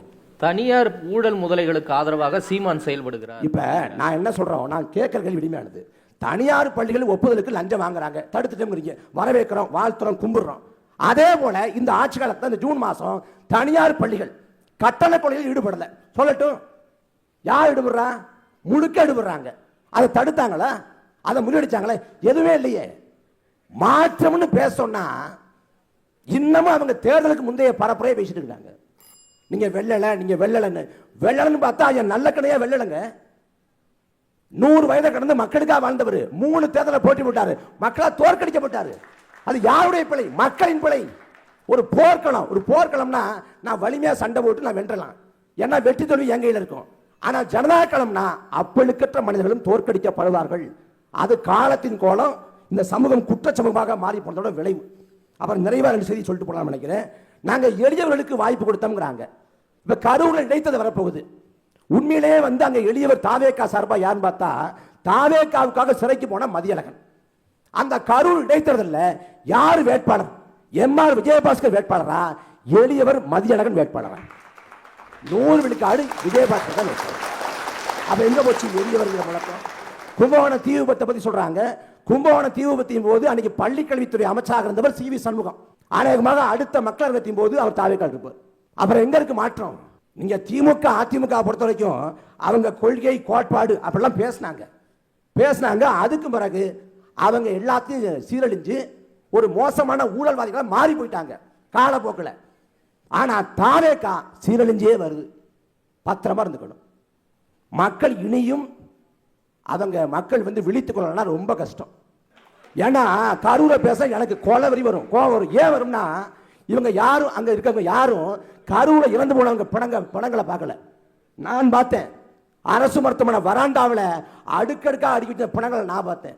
ஒரு குழந்தைக்கு மாலை போட முடியாம கிட்ட போய் அழுதுகிட்டே நான் வந்தேன். அந்த கதறலை, ஒப்பாரிய, ஓலத்தை, கண்ணீரை நான் கேட்டேன். எங்க போனீங்க நீங்க? நீங்க திமுக கொண்டுச்சுங்க. நீங்க கொண்டுச்சுன்னா களத்திலிருந்து சண்டை போட்டுக்கணுமா, விட்டு ஓடி போஇருக்கணுமா? ஓட்டப்பந்தயத்தை உதயநிதி ஓடிட்டாங்க. உதயநிதி ஓடிட்டார், நானே ஏற்றுக்கிறேன். உதயநிதி விட நல்லா ஒண்ணு யாரு ஒண்ணா? சட்டமன்றத்தில் 3 நாள் மௌன புரட்சி, 3 நாள் பேசவே இல்லை. 4வது பார்த்தா திடீர்னு எப்படி கிடையாது. என்ன ஸ்கிரிப்ட் பேப்பர் வந்துச்சு. ஸ்கிரிப்ட் பேப்பர் இல்லாம சட்டமன்றமோ தேர்தல் பரப்புரை கூட்டமோ அவரால் பேச முடியாது. உள்துறை யார் கட்டுப்பாட்டில் இருக்கு? முதலமைச்சர் கட்டுப்பாட்டில் இருக்குங்க. அது பத்தி கேள்வி கேட்டா, சட்ட ஒழுங்கு பத்தி கேள்வி கேட்டா ராஜ்பவன்ல நிற்கிறாரு. இங்கிட்டு பாக்குறாரு அவர் இருந்துறது, இல்ல இங்கிட்டு பாக்குறாரு அவர் இருந்துறது. ஏன்னா அவரால் பேச முடியாது. நீங்க எல்லா சவாலும் விடுறீங்களே, நான் ஒரே ஒரு சவால் விடுறேன். நீங்க முதலமைச்சர் விஜய ஒரே ஒரு முறை ஊடகத்தை சந்திச்சு அந்த கேள்விகளுக்கு பதில் சொல்ல சொல்லுங்க. நான் தாவேக்கா விமர்சிக்கவே இல்லை. அது வாழ்நாளே நடக்கப்படுதில்லை. ஏன்னா ஊடகத்தை சந்திச்சார்னா, நான் அந்த வார்த்தையை பயன்படுத்தாம தெரியல, அவர் அழுகுனி இதுன்னாரு. இதுக்கு மேல சொல்ல விரும்பல. அதனால நாட்டு மக்கள் புரிஞ்சுக்குங்க, பொழைச்சுக்குங்க. இல்லைன்னா 5 ஆண்டு காலம் படாத பாடுபடுங்க. நன்றி இடும்பாவனம் கார்த்திக். தொடர்ந்து நிறைவு கருத்தை முன்வைக்க விவேக் கணநாதனை பேச அன்போடு அழைக்கிறேன். மத்திய அரசு ஆதரவு பெற்ற ஒரு கூட்டணி இருக்கிற பொழுது மாநில அதிகாரத்தில் 26 கட்சிகளோடு நீங்கள் கூட்டணியில் நிற்கிற பொழுது இல்லாத பொல்லாத அத்தனை அவதூறுகளையும் எங்கள் மீது அள்ளி தெளித்து இந்த தேர்தலில் மக்களுடைய மனநிலையை குழப்பி எங்கள் மீது போடாத பழியெல்லாம் போட்டு இந்த தேர்தலை நடத்திய பிறகு உங்களுடைய ஆழம்பு அதிகாரம் சேனை ரத கஜ துர பதாதிகளை தோற்கடித்து விட்டு 35% வாக்குகளோடு 108 இடங்களில் எங்களால் வெல்ல முடிகிறது என்றால், அடுத்த தேர்தல் நடந்தால் இருக்கிற இடம் தெரியாமல் சடம் தெரியாமல் துடைத்து எரிக்கப்பட்டு நீங்கள். இங்க பிரச்சனை தேர்தலை சந்திப்பதற்கான பயம் கிடையாது. உங்கள் சூதாட்டம் இங்கே நடக்காது. எங்கள் ஆட்சியை கலைத்து விடுவதற்காக நீங்கள் நடத்தி கொண்டிருக்கக்கூடிய சூதாட்டம் இங்கு நடக்காது. கொள்ளையடித்த பணத்தை வைத்து, ஊரை சுரண்டி உலையில் போட்டு நீங்கள் சேர்த்து வைத்திருக்கக்கூடிய பணத்தை வைத்து எங்கள் ஆட்சியை கலைத்து விடலாம் என்று நினைத்தால் உங்கள் ஊழல் முதுகெலும்பை உடைத்து நொறுக்குவோமே தவிர ஓடி போய் ஒளிந்து விட மாட்டோம். என்ன இந்த கரூர் விஷயத்தை பத்திலாம் சொன்னாங்க. இந்த ஆரம்பத்திலேருந்து இந்த பொய்யை ஒன்று பேசிட்டு இருக்காங்க. அவர் ஓடி விட்டார், அவர் அங்கே இல்லாமல் சென்று விட்டார். உச்ச நீதிமன்றத்தில் அக்டோபர் 10ஆம் தேதி 2025 அன்று இது தொடர்பான விவாதங்கள் நடக்குது. தமிழக வெற்றி கழகத்தின் சார்பாக அந்த போடப்பட்டிருக்க மனுவின் மீது மூத்த வழக்கறிஞர் ஆரியமா சுந்தரமும் கோபால் சுப்பிரமணியமும் வாதாடுகிறார்கள். அவர் சொல்றார், உள்ள அவையில் சொல்கிறார், அவர் அந்த இடத்தில் இருந்து 8 மணிக்கு சம்பவம் நடந்த பிறகு காவல்துறையால் வெளியேற்றப்பட்டார். இதை உச்சநீதிமன்றத்தில் பதிவு செய்திருக்கிறது. இங்கே இவ்வளவு பேசுறாங்கல்ல, வாயை மூடிக்கிட்டு அமைதியா நின்னாங்க. இங்கே ஓடி போனார் என்று பேசுபவர்கள் காவல்துறை தான் அவரை அதிகாரப்பூர்வமாக வெளியேற்றியது என்று சொன்ன பொழுது உச்சநீதிமன்றத்தில் வாயை மூடிட்டு இருந்தாங்க. அதே மாதிரி இங்கே வாயை மூடிட்டு இருங்க, இல்லாத அவதூறுகளை பேசாதீங்க. இன்னொன்னு என்னன்னா, இப்ப அவரே சொன்னார், மகளிர் உரிமை தொகை இருக்கிற வரைக்கும் ஸ்டாலின் பெயர் இருக்கும். இப்ப ஒரு கேள்வி அண்ணன் விஜய் அவர்கள் தேர்தலுக்கு முன்னே கேட்டார். இந்தியாவிலேயே நம்பர் 1 மாநிலம், இந்தியாவிலேயே நம்பர் 1 முதலமைச்சர், 11% வளர்ச்சி, ஜிடிபி வளர்ச்சி, இதெல்லாம் பேசுறோம்ல, ஏன் இந்தியாவில் இருக்கக்கூடிய மற்ற பல மாநிலங்கள் மாதந்தோறும் பெண்களுக்கு கொடுக்கக்கூடிய தொகை 1500, 2000, 2500 கொடுக்கப்படுகிற பொழுது ஏன் ஆட்சி அமைத்து 2 ஆண்டு காலம் கழித்து நீங்கள் அறிவித்த தொகை வெறும் 1000தோடு நின்றது? ஏன் நம்மால் அதிகமான தொகை கொடுக்க முடியல? அதுக்கு தான் இப்ப வரிசையா விடைகள்லாம் கிடைச்சிட்டு இருக்கு. ஒவ்வொரு டெண்டரா கேன்சல் பண்றாங்களா? பொதுப்பணித்துறையில் டெண்டர் கேன்சல் ஆகுது, மாநகராட்சியில் டெண்டர் கேன்சல் ஆகுது. நீ கரெக்டா நுட்பமா குறிப்பிட்டு பாருங்க. ஒவ்வொரு டெண்டரும் கேன்சல் ஆகும் பொழுது மறு திருத்தப்பட்ட ஒரு தொகையை நிர்ணயிப்பாங்கல்ல, இந்த டெண்டருடைய தொகை இவ்வளவுன்னு குறையுதுன்னு. எல்லா டெண்டரும் சொல்லி வச்ச மாதிரி 25%, 30% குறையும். எப்படியா குறையுது? எல்லா டெண்டரும் சொல்லி வச்ச மாதிரி 25%, 30% எப்படி குறையுது? மார்ச் 8ஆம் தேதி மகளிர் தினத்தன்று அண்ணன் உரையாற்றுகிற பொழுது சொன்னாரே, ஸ்டாலின் சார் டாக்ஸ் 30% தொகையை கூடுதலாக நிர்ணயித்து ஒவ்வொரு டெண்டரிலும் இவர்கள் ஊழல் செய்திருக்கிறார்கள். அந்த தொகை தான் இப்பொழுது குறைந்து கொண்டிருக்கிறது. மாநில இந்தியாவிலேயே நம்பர் 1 ஜிடிபி என்று சொன்ன உங்களால் 1000 ரூபாயை 2 ஆண்டு காலம் கழித்து தான் கொடுக்க முடிந்தது. அண்ணன் விஜய் அவர்கள் மிக விரைவில் அறிவிப்பார், மாதந்தோறும் 2500 ரூபாய் பணம் பெண்களுக்கு போய் சென்று சேரும். நீங்க தாசில்தார் அலுவலகத்துக்கு, அரசு அலுவலகங்களுக்கு எல்லாம் சென்றா நீங்கள் என்ன பாடுபடுத்திடுவாங்கன்னு இது நாள் வரைக்கும் தெரியும். ஒரு கையெழுத்து போடுவதற்கும் இன்னாருக்கு இவ்வளவு இன்னாருக்கு இவ்வளவுன்னு பர்சன்டேஜ் பேஸில் இவங்களே ஃபிக்ஸ் பண்ணி இவ்வளவு குடு என்று வாங்கி கொண்டிருந்த அலுவலகங்களில் நேற்று செய்தி வருகிறது. ஒரு முக்கியமான நாளிதழில் தாசில்தார் அலுவலகத்தில் இருக்கக்கூடிய அலுவலர்கள் பிரச்சாரம் செய்து கொண்டிருக்கிறார்கள். ஒரு பைசா பணம் தேவையில்லை, நீங்கள் என்ன திட்டத்தை உங்களுக்கு என்ன தேவையோ அதை இங்க நிறைவேற்றி கொண்டு போங்க, கையெழுத்து வாங்கி கொண்டு போங்க, யாரிடமும் ஒரு பைசா பணம் கொடுக்க தேவையில்லைன்னு. இதுதான் மாற்றம், மக்கள் விரும்புகிற மாற்றம், சாமானியர்களுக்கு விரும்புகிற மாற்றம், ஏழை எளியவர்கள் விரும்புகிற மாற்றம், புதிய தொடக்க மாற்றம்னா தமிழ்நாட்டு அரசியல் அப்படியே எல்லாத்தையும் இது பண்றது கிடையாது. பெரியாரும் அண்ணாவும் தான் இந்த மண்ணை கடைசி வரை ஆழ்வார்கள். ஆனால் புதிய தொடக்கங்கள் வந்து கொண்டே இருக்க வேண்டும். அந்த புதிய தொடக்கத்தை நாங்கள் தொடங்கி வைத்திருக்கிறோம். ஆணவ படுகொலை தடை சட்டம் இயற்றப்படுமா? ஆணவ படுகொலை தடை சட்டம் இவர் அவரே போட்டு கொடுத்துட்டு போயிட்டாரு செந்தில்வேல் அவர்கள். ஆட்சியினுடைய கடைசி காலத்தில் நாங்கள் அதற்கு ஆணையம் அமைத்தோம். ஏன் 5 வருஷம் என்ன பண்ணிட்டு இருந்தீங்க? 5 வருடங்களுக்கு முன்பாக 2021 தேர்தல் வாக்குறுதி கொடுக்கிற பொழுதே ஆணவ படுகொலை தடுத்து நிறுத்துவதற்கு தனிச்சட்டம் கொண்டு வரணும்னு சொன்னீங்கல்ல, ஏன் 5 வருஷம் கழிச்சு கடைசி ஆணையம்? மக்களை ஏமாற்றுவது, இந்த அரசியலை பேசி சமூக நீதி அரசியலை பேசிக் கொண்டவர்களை ஏமாற்றுவது, அந்த ஏமாற்றத்தை நாங்கள் செய்ய மாட்டோம். நிச்சயமாக உறுதியாக சொல்கிறேன், ஆணவ படுகொலை போன்ற விவகாரங்களுக்கு உறுதியான நிலைப்பாட்டை அரசியல் சட்டப்பூர்வமாக அண்ணன் விஜய் அவர்கள் எடுப்பார். நாங்கள் பேசி ஊரை ஏமாற்றி பழக்கப்பட்டவர்கள் கிடையாது, செயலில் காட்டுபவர்கள். செயலில் அண்ணன் நிரூபித்து காட்டுவார். இல்ல இன்னொன்னு இந்த கட்சியில அவர் சேர்ந்துட்டாரு, இவர் சேர்ந்துட்டாரு. இதுல இப்போ ஓ பன்னீர்செல்வம் சேர்ந்தார் திமுகல. அப்ப ஸ்டாலின் அவர்கள் ட்வீட் போடுறாரு, திராவிட இயக்கத்தின் மாபெரும் தலைவரான ஏடி பன்னீர்செல்வம் அவர்களின் பெயரை தாங்கி இருக்கக்கூடிய ஓ பன்னீர்செல்வம் அவர்களே, கால கொடுமை அதெல்லாம். இந்த ஓ பன்னீர்செல்வமும் பெரியாரின் தளபதி என்று போற்றப்பட்ட ஏடி பன்னீர்செல்வம் ஒன்றா? நல்ல வேளை அவர் பேர் பன்னீர்செல்வம். ஒருவேளை தியாகராயர் இருந்துன்னு வச்சுக்கோங்க, இப்ப நம்ம உட்கார்ந்துருக்க அறை பேரை மாத்திருப்பாங்க, ஓ தியாகராயர் அறை, ஓ பன்னீர்செல்வம் தியாகராயரும் ஒன்றுதான் என்று மாத்திருப்பாங்க. அந்த வேலையை நாங்கள் செய்யவில்லை. இங்க வாஷிங் மிஷின் இந்த பிரச்சனை இந்த விமர்சனங்கள்லாம் வைக்கிறீங்கல்ல, வாஷிங் மிஷின் விமர்சனம் எங்கே இருந்து வந்தது? 70,000 கோடி ரூபாய் அளவிலான இரிகேஷன் டிபார்ட்மெண்ட் ஊழலை அஜித் பவார் செய்து விட்டார் என்று விமர்சித்த மோடியும் அமித்ஷாவும் அடுத்த தேர்தலில் அவரோடு கூட்டணி வைத்துக் கொண்டார்கள், அவரை துணை முதலமைச்சராக ஆக்கினார்கள். நீங்கள் விமர்சித்த வைத்தியலிங்கத்தை சேர்க்கிற பொழுது நீங்கள் அவர் மீது இருக்கக்கூடிய எஃப்ஐஆரை கேன்சல் பண்ணீங்க. நீங்கள் விமர்சித்த செந்தில் பாலாஜியை அதே வழக்குக்காக சிபிஐ கைது செய்கிற பொழுது தொட்டு பார் சீண்டி பார் என்று வீடியோ போட்டுக் கொண்டிருந்தீர்கள். அந்த வேலையை பார்க்கிறோம் நாங்க. 400 இடங்களை வெல்வோம் என்று சொல்லிவிட்டு அஜித் பவாரை சேர்க்கிற பொழுது மோடிக்கு இல்லாத துணிச்சல், 200 இடங்களை வெல்வோம் என்று சொல்லிவிட்டு வைத்தியலிங்கத்தை சேர்க்கிற பொழுது ஸ்டாலினுக்கு இல்லாத துணிச்சல், 108 இடங்கள் தான் இருக்கிறது, மைனாரிட்டி அரசு தான் இவர் நடத்துகிறார் என்று நீங்கள் விமர்சிக்கிற நேரத்தில் எங்கள் அண்ணனுக்கு இருக்கிறது. வழக்குகள் தொடரும். யாருக்கு இருக்கு துணிச்சல்? யாருக்கு இருக்கு துணிச்சல்? கட்சியில் சேர்க்கிற பொழுது உங்கள் மீதான வழக்குகள் தொடரும் என்று அறிவிக்கிற துணிச்சல் யாருக்கு இருக்கு? எங்களுக்கு தான் இருக்கு. ஒரு டேட்டா 2025 வெளிவந்திருக்கு. 2023 தமிழ்நாட்டில் பதிவு செய்யப்பட்ட போஸ்கோ வழக்குகள், குழந்தைகளுக்கு எதிரான பாலியல் குற்ற வழக்குகள் 6900க்கு மேல். 2024 எது திமுக ஆட்சியில் எவ்வளவு தெரியுமா? 10,046, 40% வளர்ச்சி. இப்ப எங்களை விமர்சித்துக் கொண்டிருக்கிறார்கள். என்ன டேட்டா இவங்க சொல்லி விமர்சிக்கிறாங்க? இந்த 40 நாள் 50 நாள் ஆட்சிக்குள் 125 வழக்குகள் போஸ்கோ வழக்குகள் பதிவு செய்யப்பட்டிருக்கிறது. உங்கள் ஆட்சி காலத்தில் ஒரு மாதத்துக்கு பதிவான வழக்குகளின் எண்ணிக்கை 1000, சராசரி வழக்கு 1000. அதை 10 மடங்கு குறைத்து 125 மாற்றிருக்கிறோம் என்றால் இதுதான் மக்கள் விரும்புகிற மாற்றம். இந்த மாற்றத்தை உங்களால் அசைக்க முடியாது. 2026 தேர்தல் முடிவுகளில் தமிழ்நாட்டில் பழைய கோட்டைகள் புதுக்கப்பட்டிருக்கிறது, பரம்பரை கொடிகள் இறக்கப்பட்டிருக்கிறது. இறங்கிய கொடிகள் இறங்கியதாகத்தான் இருக்கும். புதிய கொடி, செம்மஞ்சள் கொடி பறந்து கொண்டே இருக்கும். உங்களால் எங்களை வீழ்த்த முடியாது. நன்றி, வணக்கம். நன்றி விவேக் கணநாதன். தொடர்ந்து நிறைவு கருத்தை முத்தாய்ப்பாக முன்வைக்க திரு கல்யாண சுந்தரம் அவர்களை பேச அன்போடு அழைக்கிறேன்.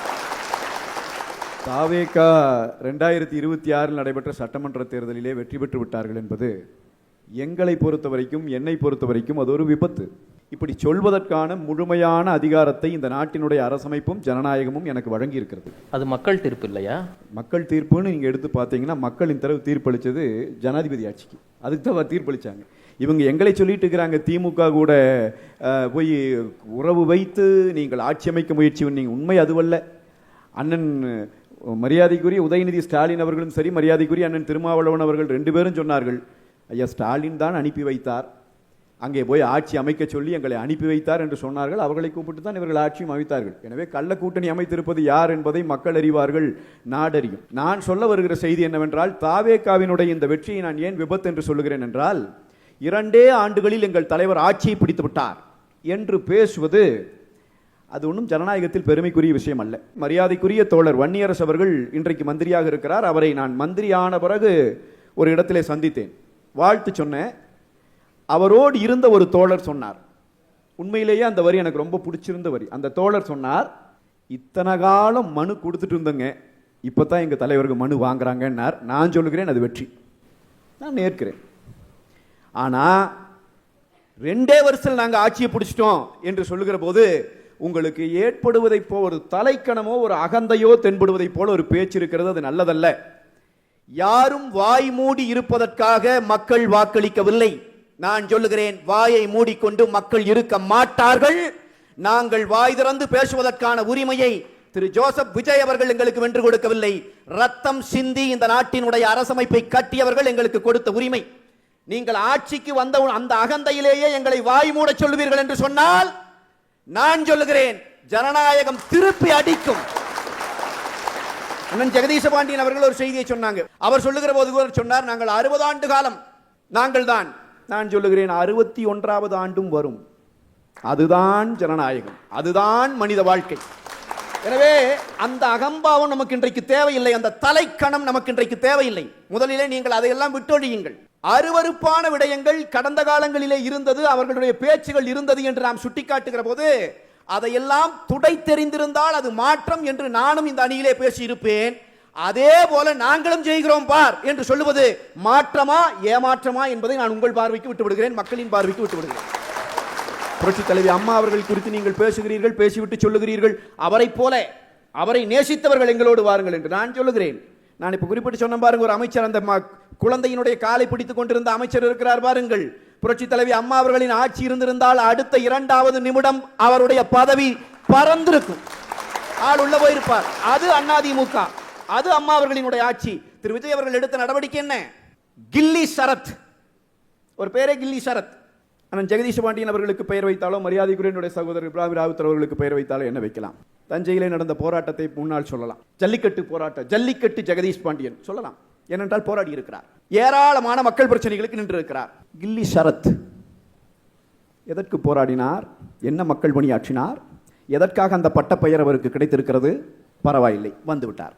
அவர் மீது ஒரு குற்றச்சாட்டு வருகிறது. நான் சொல்லுகிறேன், ஷாருக் கானினுடைய மகனோ மகடோ அந்த போதைப் பொருள் பயன்படுத்தினார்கள் என்கிற செய்தி வந்தபோது அந்த செய்தி இந்தியாவையே உலுக்கியது. ஷாருக் கான் எவ்வளவு பெரிய உலக அறிந்த நடிகனாக இருக்கலாம், ஆனால் அவன் பயன்படுத்திய போதைப் பொருள் மிகப்பெரிய குற்றம். அந்த குற்றத்தை செய்திருப்பதாக இன்றைக்கு குற்றஞ்சாட்டப்படுகிறவர் யாரோ ரோட்டிலே போகிறவர் அல்ல, இந்த நாட்டினுடைய மாண்புமிகு அமைச்சர். அந்த மாண்புமிகுவை காப்பாற்றி தொலையுங்கள் என்று கேட்கிறோம். இதில் என்ன பிழை இருக்கிறது? விளக்கம் கொடுங்கள். நான் குழந்தைக்கு தான் இது பண்ணேங்கிறார், அது இல்லைங்கிறது வெளிப்படையா தெரியுது. ஏதாவது ஒரு வகையில நான் கேட்கிறேன், அப்படி அவர் என்ன, அவருக்கு பெரிய ஆற்றல் மிக்க அமைச்சர், அவரை மாத்திட்டு வேற அமைச்சர் போடுறதுல தான் என்ன பிரச்சனை? ஏன் அதை பத்தி முதலமைச்சர் அதை பத்தி யோசிக்கவே இல்லையா? முதலமைச்சர் அதை பத்தி சொல்லவே மாட்டாரா மக்கள்கிட்ட? இல்ல இது நாங்க கேட்கறது தப்பான விஷயமா? இன்னொன்னு, உங்களுடைய நீங்கள் மாற்றம் என்று சொல்லி கொண்டு வந்திருப்பது ரொம்ப பிழையா இருக்குதுன்னு நான் சிலரை சுட்டி காட்ட விரும்புறேன். அதாவது அண்ணா திராவிட முன்னேற்ற கழக ஆட்சியில தாலிக்கு தங்கம் என்கிற திட்டம் இருந்தது. அந்த திட்டம் எதுக்கு? எல்லாரும் கல்யாணம் பண்ணிக்கணுங்கிறக்கா? இல்ல, பெண் குழந்தைகள் படிக்க வைக்கப்பட்டால் அவங்க படிப்பு பாதியில் நின்றக்கூடாது. 12வது முடித்தால் இவ்வளவு தொகையோடு இவ்வளவு பவுன் கொடுத்து திருமணம், டிகிரி முடிச்சா இவ்வளவு பவுன் கொடுத்து இப்படி கொடுத்து திருமணம், இப்படிதான் திட்டம். அதுக்கு தான் தாலிக்கு தங்கம் திட்டம். இப்ப நாங்கள் வந்து விட்டால் அந்த பிறக்கிற குழந்தைக்கெல்லாம், அரசு மருத்துவமனை குழந்தைகளுக்கெல்லாம் மோதிரம் போடுவோம் என்று ஒரு திட்டம் சொல்லுகிறீர்கள். அந்த திட்டத்தை நீங்க வெளியே பேசுகிற போது 1 பவுன் தான் சொல்லிட்டு இருந்தீங்க, இன்னைக்கு 1 கிராம் ஆக்கிட்டீங்க. அதெல்லாம் கூட ஒரு பக்கம். நான் கேட்கிறேன், இந்த திட்டத்தினுடைய நோக்கம் என்ன? அண்ணன் ஜெகதீஷ் பாண்டியன் அவர்கள் எனக்கு விளக்கணும். அதிகமாக பேர் அரசு மருத்துவமனைக்கு வந்து பிரசவம் பார்த்துக் கொள்ளணுங்கிறத நோக்கமா? ஏற்கனவே நம்முடைய அரசு மருத்துவமனைகள் போதுமான அளவிற்கு பிரசவம் பார்க்கிற அந்த வசதிகள் பயன்படுத்தப்படுகின்றன, இனி நிரம்பி வழிய வேண்டிய அவசியம் இல்லை என்றால், இது பரிசு கொடுப்பதை போன்ற ஒரு திட்டத்தை நாடு அறிவிக்கிறது என்று சொன்னால், இது சரியான பொருளாதார பார்வையோடு இயங்குகிற அரசாக இல்லை. அதுதானே குற்றச்சாட்டு. அப்ப நாம எதிர்பார்த்த மாற்றம் ரிவர்ஸ்ல போகுது. இன்னொன்னு இவங்க சொல்றாங்க, நான் ரொம்ப வருத்தத்தோட பதிவு செய்யறேங்க, நீங்க ஏதோ அண்ணன் மரியாதைக்குரிய சகோதரர் இப்ராஹிம் ராவுத்தர் கூட சொன்னார், எடப்பாடி பழனிசாமி அவர்கள் முதலமைச்சராக நினைத்தார், ஏமாற்றம். ஆமாம், என்ன செய்யறது, எல்லாரும் முதலமைச்சராக தான் போட்டி போட்டோம், அப்புறம் என்ன தெருவில் நிற்கிறக்கா போட்டி போட்டோம், எல்லாரும் அதுக்கு தான் போட்டி போட்டோம். மக்கள் இந்த முறை உங்களுக்கு தீர்ப்பளிச்சிருக்கிறாங்க. இது முதல்ல இந்த பாணியை தாவேக்கா நிறுத்தணும். முதலமைச்சர் தொடங்கி கடைசி வரைக்கும் இந்த வேலை செய்கிறீங்க. எங்க அப்பாவை காணோங்கிறார். நான் சொல்லுகிறேன், இதே சட்டமன்றம் இதைவிட அகந்தையோடு பேசிய பல பேரை காணோம் என்று வரலாற்று பக்கங்களிலே தேடிக்கொண்டிருக்கிறது. முதலமைச்சர் அவர்களே, என்ன பேச்சுது? அவர் ரொம்ப வருத்தப்பட்டார். அவருக்கு தான் ஏமாற்றம் இல்லை. உங்கள் ஆட்சி வந்துவிட்டது. உங்கள் ஆட்சியிலே நீங்கள் செய்ய வேண்டிய திட்டங்களை நாங்கள் சுட்டிக்காட்டி கேட்கிறோம். விவசாய கடன் தள்ளுபடின்னு சொன்னீங்களே, விவசாய கடன் தள்ளுபடிக்கு லிமிடேஷன் போட போறோம்னு சொன்னீங்களா? விவசாயிகள் இன்றைக்கு தெருவில் நின்று போராடுகிறார்களே, பதில் உண்டா அரசாங்கத்திட்ட? ஏதாவது ஒரு இடத்துல முதலமைச்சர் பதில் சொல்லி இருக்கிறாரா? ஒரு அமைச்சர் போய் பார்த்ததுக்கு என்ன நடந்துச்சுங்கிறதையாவது கேட்பாரா? நான் கேட்கிறேன், குதிரை பேரம். நாங்கள் குதிரை பேரம்ங்கிற சொல்லை முதலில் புரிந்து கொள்ளணும். தோழர்களுக்கு நான் அன்போடு சொல்றேன், அவங்க அங்கிருந்து 10 பேர் அதிமுக திமுக போனாங்கல்ல, இங்கிருந்து ஒரு 3 பேர் போனாங்கல்ல, அது குதிரை பேரம் இல்லையா? இல்ல. குதிரை பேரம் என்பது சட்டத்திலே குறிப்பிடப்படுகிற ஒரு சொல் இல்லையா? சட்டத்தில் இருக்குது அந்த சொல், ஹார்ஸ் ட்ரேடிங் என்று இருக்கிறது. என்ன அர்த்தம் அதுக்கு? ஆட்சி அமைக்கிற நோக்கத்தோடு ஒரு கட்சியிலே இருந்து இன்னொரு கட்சிக்கு அவர் மக்களால் வென்று விட்டு, மக்களுக்கு ஒரு வாக்குறுதி கொடுத்து ஒரு கட்சியில நின்று ஒரு சின்னத்தில் நின்று வென்று இன்னொரு கட்சிக்கு தன்னுடைய சொந்த ஆதாயத்திற்காக மாறினால் அதன் பெயர் குதிரை பேரம். நான் தான் சொல்லுகிறேனே, வேற எந்த கட்சியிலிருந்து வர உறுப்பினர் நீங்க சேர்த்திக்கோங்க, உங்களுக்கு யார் வேண்டானா, மாவட்ட செயலாளர் சேர்த்திக்கோங்க, யார் வேண்டானா, எம்எல்ஏவை ரிசைன் பண்ண வைக்கிறீங்கிறது குதிரை பேரம். அது சட்டப்படி தவறு. அதை நான் சுட்டி காட்டுறேன். மறுபடியும் நீங்க அது குதிரை பேரத்துக்கு அங்க ஒரு லீடரே கேட்கிறார், குதிரை பேரம் அது ஒட்டக பேரமா? அப்படி இல்லை, சட்டம் இல்லை சார். சட்டத்தில் இருப்பது குதிரை பேரம் சார். நான் கேட்கிறேன், அமமுக கட்சியின் சார்பிலே போட்டியிட்ட சட்டமன்ற உறுப்பினர் ஒரு இரவு நேர நாடகம் ஆட்சி அமைக்கிற போது நடந்தது நினைவிருக்கிறதா? அவரை எங்க எம்எல்ஏ காணோம். அண்ணன் தினகரன் அவர்கள் ஆளுநர் மாளிகைக்கு வந்தார். பிறகு எம்எல்ஏ வந்தார், பேட்டி கொடுத்தார். எனக்கு அதற்கும் சம்பந்தம் இல்லை என்று சொன்னாரா இல்லையா? நீங்க அந்த நேரத்தில் என்ன பண்ணீங்க? அந்த எம்எல்ஏ கிட்ட கையெழுத்து வாங்கின ஒரு காணொலியை வெளியிட்டீங்க. எம்எல்ஏ எங்கிருந்து கையெழுத்து போடுகிறார்? மக்களிடம் தெருவிலே நின்று மக்கள் முன்னால் வாக்கு கேட்ட எம்எல்ஏ காருக்குள்ள உட்கார்ந்து அமுக்கமா கையெழுத்து போட்டுட்டு இருக்கிறார். 100% ஹார்ஸ் ட்ரேடிங். என்ன சார் பதில்? அதே எம்எல்ஏ உங்கள் ஆட்சி அமைவதற்கு சட்டமன்றத்திலே உங்களை ஆதரித்து வாக்களிக்கிறார் என்று சொன்னால் நீங்கள் குதிரை பேரத்தில் ஈடுபட்டீர்கள். இந்த நாட்டினுடைய உயிர் நாடியான ஜனநாயகத்தை, அரசமைப்பு சட்டத்தை கேவலப்படுத்தி விட்டீர்கள் என்பதற்கு இதை விட சாட்சி ஒன்று வேணுமா? அதனால தயவு செய்து நான் மக்களுக்கு சொல்றேன், அதே மாதிரி நம்மளும் ஒன்றும் மனசோட வேண்டியதில்லை. 1,74,00,000 வாக்குகள் வாழ்த்துகள், மொத்தம் 5 கோடி வாக்குகள். இல்ல அதிமுக அழிஞ்சுகிட்டு இருக்கா? அப்படி ஒரு தலைப்பு வைங்க, வந்து பேசலாம். நம்ம இவ்வளவு பேசிட்டு இருக்கிறனே, என்னை பார்த்தவரைக்கும் அதிமுக அழியும் உங்களுக்கு தோணுதா? நீங்க ஒன்றும் யோசிக்காதீங்க. நீங்க ஏன் எங்களை பற்றி, நாங்க வந்து மக்களுக்கான கட்சி, எங்களை அழித்து கொண்டு இந்த மக்களுக்கு ஒரு நல்லது நடக்கினாலும் நாங்கள் அழிச்சுக்குவோம். நாங்கள் தயார் தான். கட்சிகளாக இருந்தவர்கள் சில பிழைகள் இருந்திருக்கலாம். எல்லா கட்சியிலும் எல்லா குடும்பத்துக்குள்ளேயே சண்டை இருக்கும், பிரச்சனை இருக்கும். கட்சிகளுக்குள்ள பிழைகள் இருந்திருக்கலாம், நிர்வாகத்தில் கோளாறு இருந்திருக்கலாம். ஆனால் கட்சிகளை கார்ப்பரேட்டுகள் வென்ற தேர்தலாக 2026 தேர்தல் நடந்து முடிந்து விட்டது என்பதுதான் இருக்கிற வருத்தம். இந்த கார்ப்பரேட்டுகள் வெறும் மாயாஜால வித்தைகளின் மூலமாக தமிழ்நாட்டை நரவேட்டையாட காத்திருக்கிறார்கள். நான் அன்போடு தமிழ்நாட்டின் முதலமைச்சர் திரு ஜோசப் விஜய் அவர்களுக்கு கோரிக்கை வைப்பேன், எப்படியாவது உங்களை சுற்றி நிற்கிற அந்த நரவேட்டையாளர்களிடமிருந்து இந்த நாட்டை காப்பாற்ற முயற்சி செய்யுங்கள்.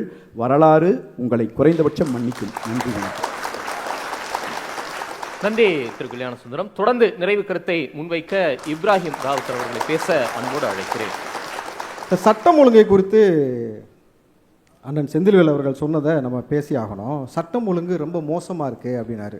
சார், இங்கே நல்லா புரிஞ்சுக்குங்க, இன்னைக்கு நடக்கக்கூடிய இந்த பாலியல் வன்புணர்வாக இருக்கட்டும், அல்லது இங்கே நடக்கக்கூடிய வெட்டு குத்து கொலை எல்லாமே பார்த்தீங்கன்னா அபினு, ஹெராயின், கஞ்சா, மெத்து.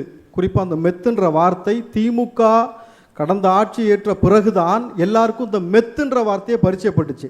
அதுக்கு முன்னாடி யாருக்காவது உங்களுக்கு தெரியுமா? மெத்தபெட்டமின் என்ன யாருக்காவது தெரியுமா?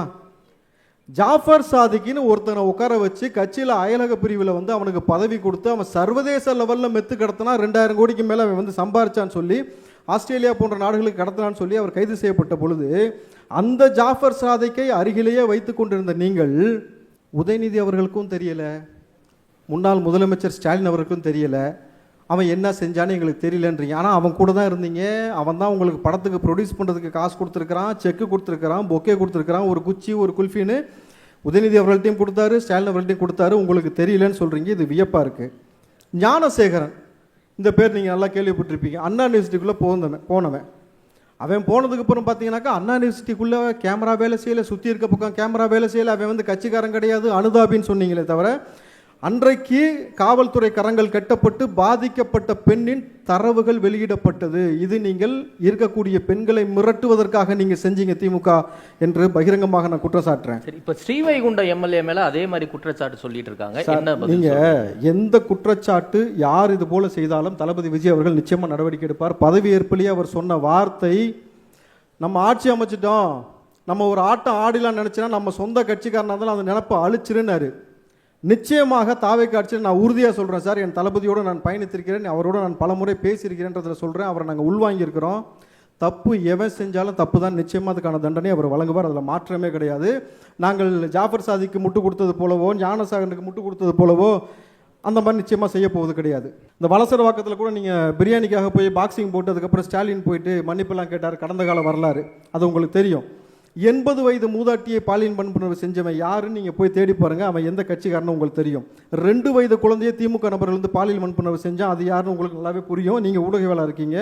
அப்போ விதை நீங்கள் போட்டது. தொடர்ச்சியாக இந்த 50 வருடங்களாக, குறிப்பாக கடந்த 5 வருஷமாக போதையை எந்த அளவுக்கு அந்த சர்வசாதாரணமாக வளர்த்து வச்சுருக்கீங்க சார். ஸ்கூல் பையன் கையில், ஸ்கூல் பிள்ளைகள் குடிச்சிட்டு கூத்தாடின விஷயத்தை நம்ம பார்க்க முடிஞ்சது பொழுது இன்றைக்கு அவ்வளவு மோசமாக இருந்த தமிழ்நாட்டை 50 நாளுக்குள்ள எல்லாத்தையும் விச வச்சா சார் கொள்ள முடியும்?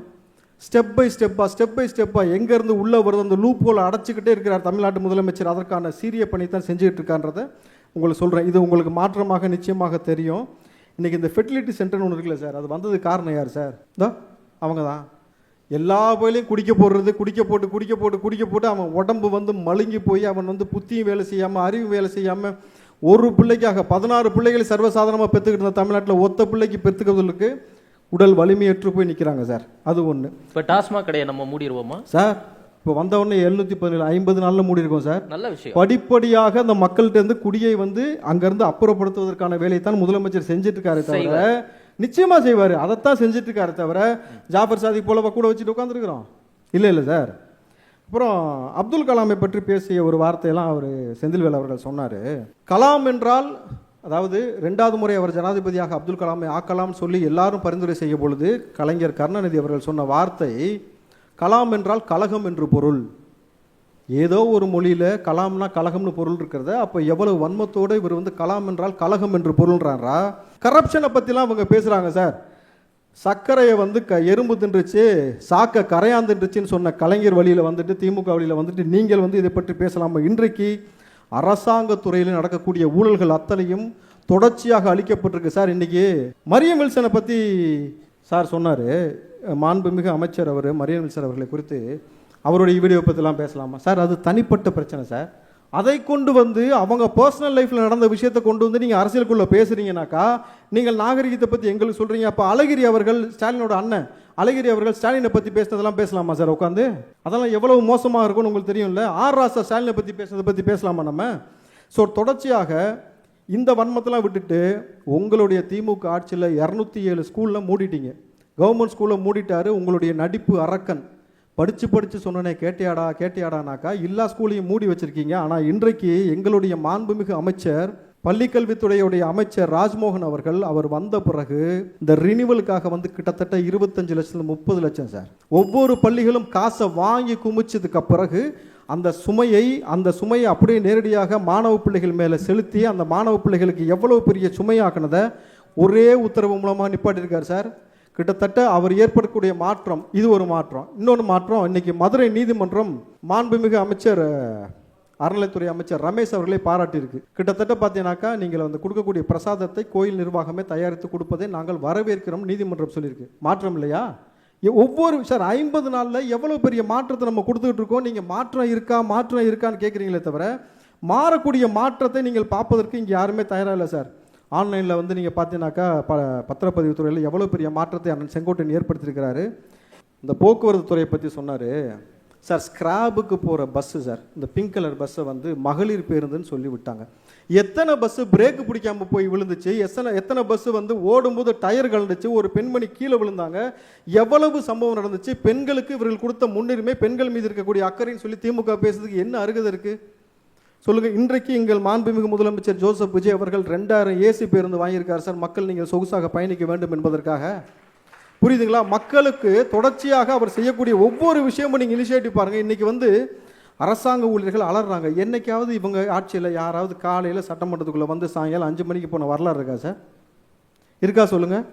எந்த வேலையும் மக்களுக்காக செய்யலை. ஆனால் இந்த திமுகவும் சரி அதிமுகவும் சரி நாம் தமிழர் சொன்னாங்க, இவர் ஜெயிக்கவே மாட்டார், ஒருவேளை ஜெயிச்சிட்டா பனையரை விட்டே வெளியில் வரமாட்டார்.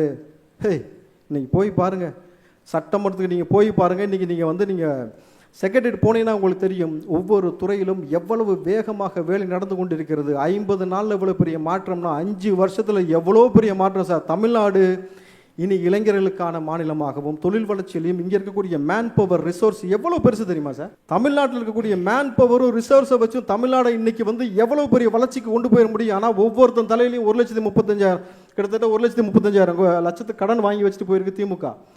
ஆனால் அந்த ஊழல் செய்கிறதுல உச்சபட்சமாக ஊழல் செய்கிறதுன்னு ஒன்று இருக்குல்ல, 10 லட்சம் கோடி கடன் சொன்னாங்க. ஆனால் இங்கே விசாரித்து பார்த்தா 13 லட்சம் கோடி கடனை வாங்கி வச்சு போயிருக்காங்க. அதில் கூட பாருங்கள் ஒரு தில்லாலங்கடி வேலை. திமுக தொடர்ச்சியாக உதயநிதி அவர்களுக்கு ஒரே ஒரு வேண்டுகோள் தான், ஆக்கப்பூர்வமான விஷயங்களை தெரிந்து கொண்டு உங்கள் கூட இருக்கக்கூடிய அதிகாரிகளை மூலமாக அடுத்த கட்டமாக நம்மளுடைய தளபதியோடைய ஆட்சி எந்த மாதிரி இருக்குன்னு தெரிஞ்சுக்கிட்டு சட்டமன்றத்துக்குள்ளே வந்து பேசுங்க. ஏன்னா பேரே ஒருத்தருக்கு ராஜகண்ணப்பன் வச்சுட்டு, இந்த காசியப்பன் பாத்திரக்கல்ல கப்பு வாங்கிட்டு வந்தான் ஒரு மாற்றுத்திறனாளி, அவனை கூப்பிட்டு வந்து விட்டதே அவர் தான். அவர் விட்டுட்டு உலக கோப்பையில் நான் ஜெயிச்சிருக்கேன்னு சொல்லி 2 விதமான கப்பை கொண்டு வந்து, ஒன்று உதயநிதி ஸ்டாலின் அவர்களுக்கும் இன்னொன்று வந்து ஸ்டாலின் அவர்களுக்கும் கொடுத்துட்டு அவனுக்கு அரசாங்க வேலை தருவோம்னு சொன்ன ஆட்சி சார். நீங்கள் எப்படி மாற்றுத்திறனாளி உங்களை ஏமாத்தினா அவனுக்கு அரசாங்க வேலை தருவீங்கன்னு சொன்னீங்க. ஆனால் கரூரில் பாதிக்கப்பட்டு உயிரிழந்த அந்த குடும்பத்திற்கு அரசாங்க வேலை தருவேன்னு சொல்றாரு என் தளபதி. 2க்குமான வித்தியாசம் புரியுதா உங்களுக்கு? மக்களுக்காக என்றும் மக்களுக்காக தளபதி விஜய் வந்து களத்தில் நிற்பாரு சார். எழுதி வச்சிங்க, அவர் இருக்கும் வரை அவர் தான் முதலமைச்சர் சார். அதை எந்த கொம்பனாலையும் மாற்ற முடியாது. ஸோ வாய்ப்புக்கு நன்றி கூறி விடைபெறுகிறேன். நன்றி, வணக்கம். நன்றி இப்ராஹிம் ராவ் சார். தொடர்ந்து நிறைவு கருத்தை முத்தாய்ப்பாக முன்வைக்க திரு செந்தில்வேல் அவர்களை பேச அன்போடு அழைக்கிறேன். வாணியம்பாடி அருகே புதூர் கிராமத்தில் ஆடு வளர்த்து தன் பிழைப்பை நடத்தி வரும் 65 வயது ஏழை பெண்மணியின் வாழ்வாதாரமான ஆட்டை காரில் சென்று திருடி, சிசிடிவி இருக்கு, கையங்களமா மாட்டிருக்காரு. ஆடு திருடிய வழக்கில் கைது செய்யப்பட்டு ஆதாரப்பூர்வமாக சிசிடிவி ஆதாரத்தோடு நிரூபிக்கப்பட்ட ஒருவரை இவங்க அரசு வழக்கறிஞராக நியமிச்சிருக்கிறாங்க. இப்போ அரசு வழக்கறிஞர் யாரு? ஆடு திருடியவர் அரசு வழக்கறிஞர். மாற்றம் சரியா? இதெல்லாம் கொஞ்சம் நீங்கள் வந்து பேசணும். அப்புறம் எனக்கு எவ்வளோ வேதனையாக இருக்குது பாருங்க. டேட்டா ஒப்பீடு எதில் ஒப்பிடலாம் சார்? பொருளாதார வளர்ச்சி, நீங்கள் இவ்வளவு இருந்தீங்க, நான் இவ்வளவு இருந்தேன், அப்படி ஒப்பிட்டா அது மகிழ்ச்சி. பாலியல் வன்கொடுமைகள், குழந்தைகள் வந்து இவ்வளவு பாதிக்கப்படுறாங்களே, நான் கண்ணீரோட பேசுகிறேன். உங்கள் ஆட்சியில் எத்தனை பேர் தெரியுமா? எங்கள் ஆட்சியில் என்ன வாதம்? நீங்கள் ஒரு குழந்தை கூட பாதிக்கக்கூடாதுன்னு சொல்லி அதன் அடிப்படையில் வாக்கு கேட்டு ஆட்சிக்கு வந்தவர்கள். என் கேள்வி அது அல்ல. என் கேள்வி, பாதிக்கப்பட்ட குழந்தைய அவங்க அம்மாவுக்கு தெரியாம ஏன் எரிச்சிங்க? தமிழ்நாடா உத்தரப்பிரதேசமா? இதை கேட்டா உங்க ஆட்சியில் எவ்வளவு தெரியுமா? எத்தனை குழந்தை தெரியுமா? எங்க இதுவா டேட்டா? எதோட ஒப்பிடுறது சார்? ஒரு குழந்தை பாதிச்சாலும், அது திமுகவா இருக்கட்டும், அதிமுக இருக்கட்டும், தாவேகா இருக்கட்டும் சார், ஒரு குழந்தை பாதிச்சாலும் பாதிப்புன்னு பேசினா அது மனசாட்சி. இதுல என்ன புள்ளி வரும்? ரைட்டு, அவரை தெரியுமா, இவரை தெரியுமா, அவர் உங்களோடு இருந்தார், கஞ்சா. இன்னைக்கு வந்த செய்தி, சேலம் மாவட்டம் சங்ககிரி அருகே 12.5 கிலோ கஞ்சா கடத்திய தாவேகா நிர்வாகி பூபதி ராஜா. இப்ப இதுக்கு யார் பொறுப்பெடுத்துக்கிறது? ஏன்ட ஒரு பெரிய பட்டியலே இருக்கு, வாசிக்கட்டுமா நீங்க என்னெல்லாம் பண்ணீங்கன்னு? அதாவது அதனால தான் போதை வந்துருச்சான். இப்ப இவங்க ஆட்சி வந்த பிறகு தூத்துக்குடி திருச்செந்தூர் அருகே ரூபாய் 72 லட்சம் மோசடி செய்த வழக்கில் தாவேகா நிர்வாகி ராஜா. அடுத்தது தூத்துக்குடியில் ஆன்லைன் லாட்டரி டிக்கெட் விற்ற தாவேகா நிர்வாகி ராம்குமார். ரைட்டா? அப்புறம் போதைப் பொருள் கஞ்சா கடத்தல் சேலம் சங்ககிரி அருகே சொல்லிட்டேன். அப்புறம் வேலூரில் ரூபாய் 1 லட்சம் கேட்டு மிரட்டிய தாவேகா ஒன்றிய செயலாளர் விஜயகுமார். ஓட்டுநருக்கு தலையில் வெட்டு. தாவேகா நிர்வாகி. மதுரை சோழவந்தான் அருகே வாடிப்பட்டியில் அரசு பேருந்து ஓட்டுநரை பட்டாக்கத்தியால் வெட்டிய தாவேகா நிர்வாகி. செயின் பறிப்பு. எவ்வளவு, எப்படி பாருங்க, எல்லாரும் எவ்வளவு பெரிய ஆட்கள், எளிய பிள்ளைகள். நாங்கள் மாற்றத்தை கொண்டு வந்திருக்கோம். ஆரணி அருகே லிப்ட் கேட்பது போல் நடித்து மூதாட்டியிடம் 3 சவரன் தங்கச் செயினை பறித்த தாவேகா பிரமுகர் கௌதம். இன்னும் இருக்கு, நிறைய இருக்கு. தாவேகா முன்னாள் நிர்வாகி. அவர் முன்னாள் நிர்வாகி 15 கோடி மோசடி செய்த. சார், பட்டியல் போட்டா நீங்க 1 மணி நேரம் தாவேகா நிர்வாகியுடைய சாதனைகள் மட்டும் நான் பட்டியல் போட்டுட்டு இருப்பேன். பிரச்சனை அதல்ல. நீங்க அடுத்தது திமுக நாள சொல்லுவீங்க. இதுவா, இது வாதமா? திமுக ஒருத்தர் என்ன செஞ்சான் தெரியுமா? இதுவா வாதம்? சார், ஒரு மாற்றத்தை தருவேன், நல்லாட்சியை தருவேன் கேட்டு ஓட்டு கேட்டு மக்கள் உங்களை நம்பி ஓட்டு போட்டு உட்காந்து வச்சிருக்காங்க.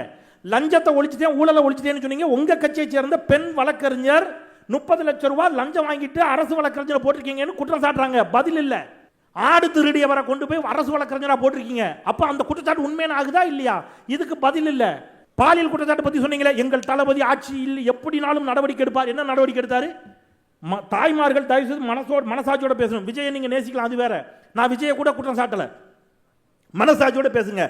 அந்த கட்சி தாவேகா நிர்வாகி, விஜய் ரசிகை, தாவேகா நிர்வாகி 2 பேர் வாங்க வேலை வாங்கி தரேன்னு கூட்டு போறான். குளிர்பானத்தில் போதைப் பொருளை கலந்து மயக்கமடைய வைத்து அந்த பெண்களை பாலியல் வல்லுறவு செய்யறான். அவங்க நம்பிக்கையோட சொல்றாங்க. என்ன சொல்றாங்க தெரியுமா?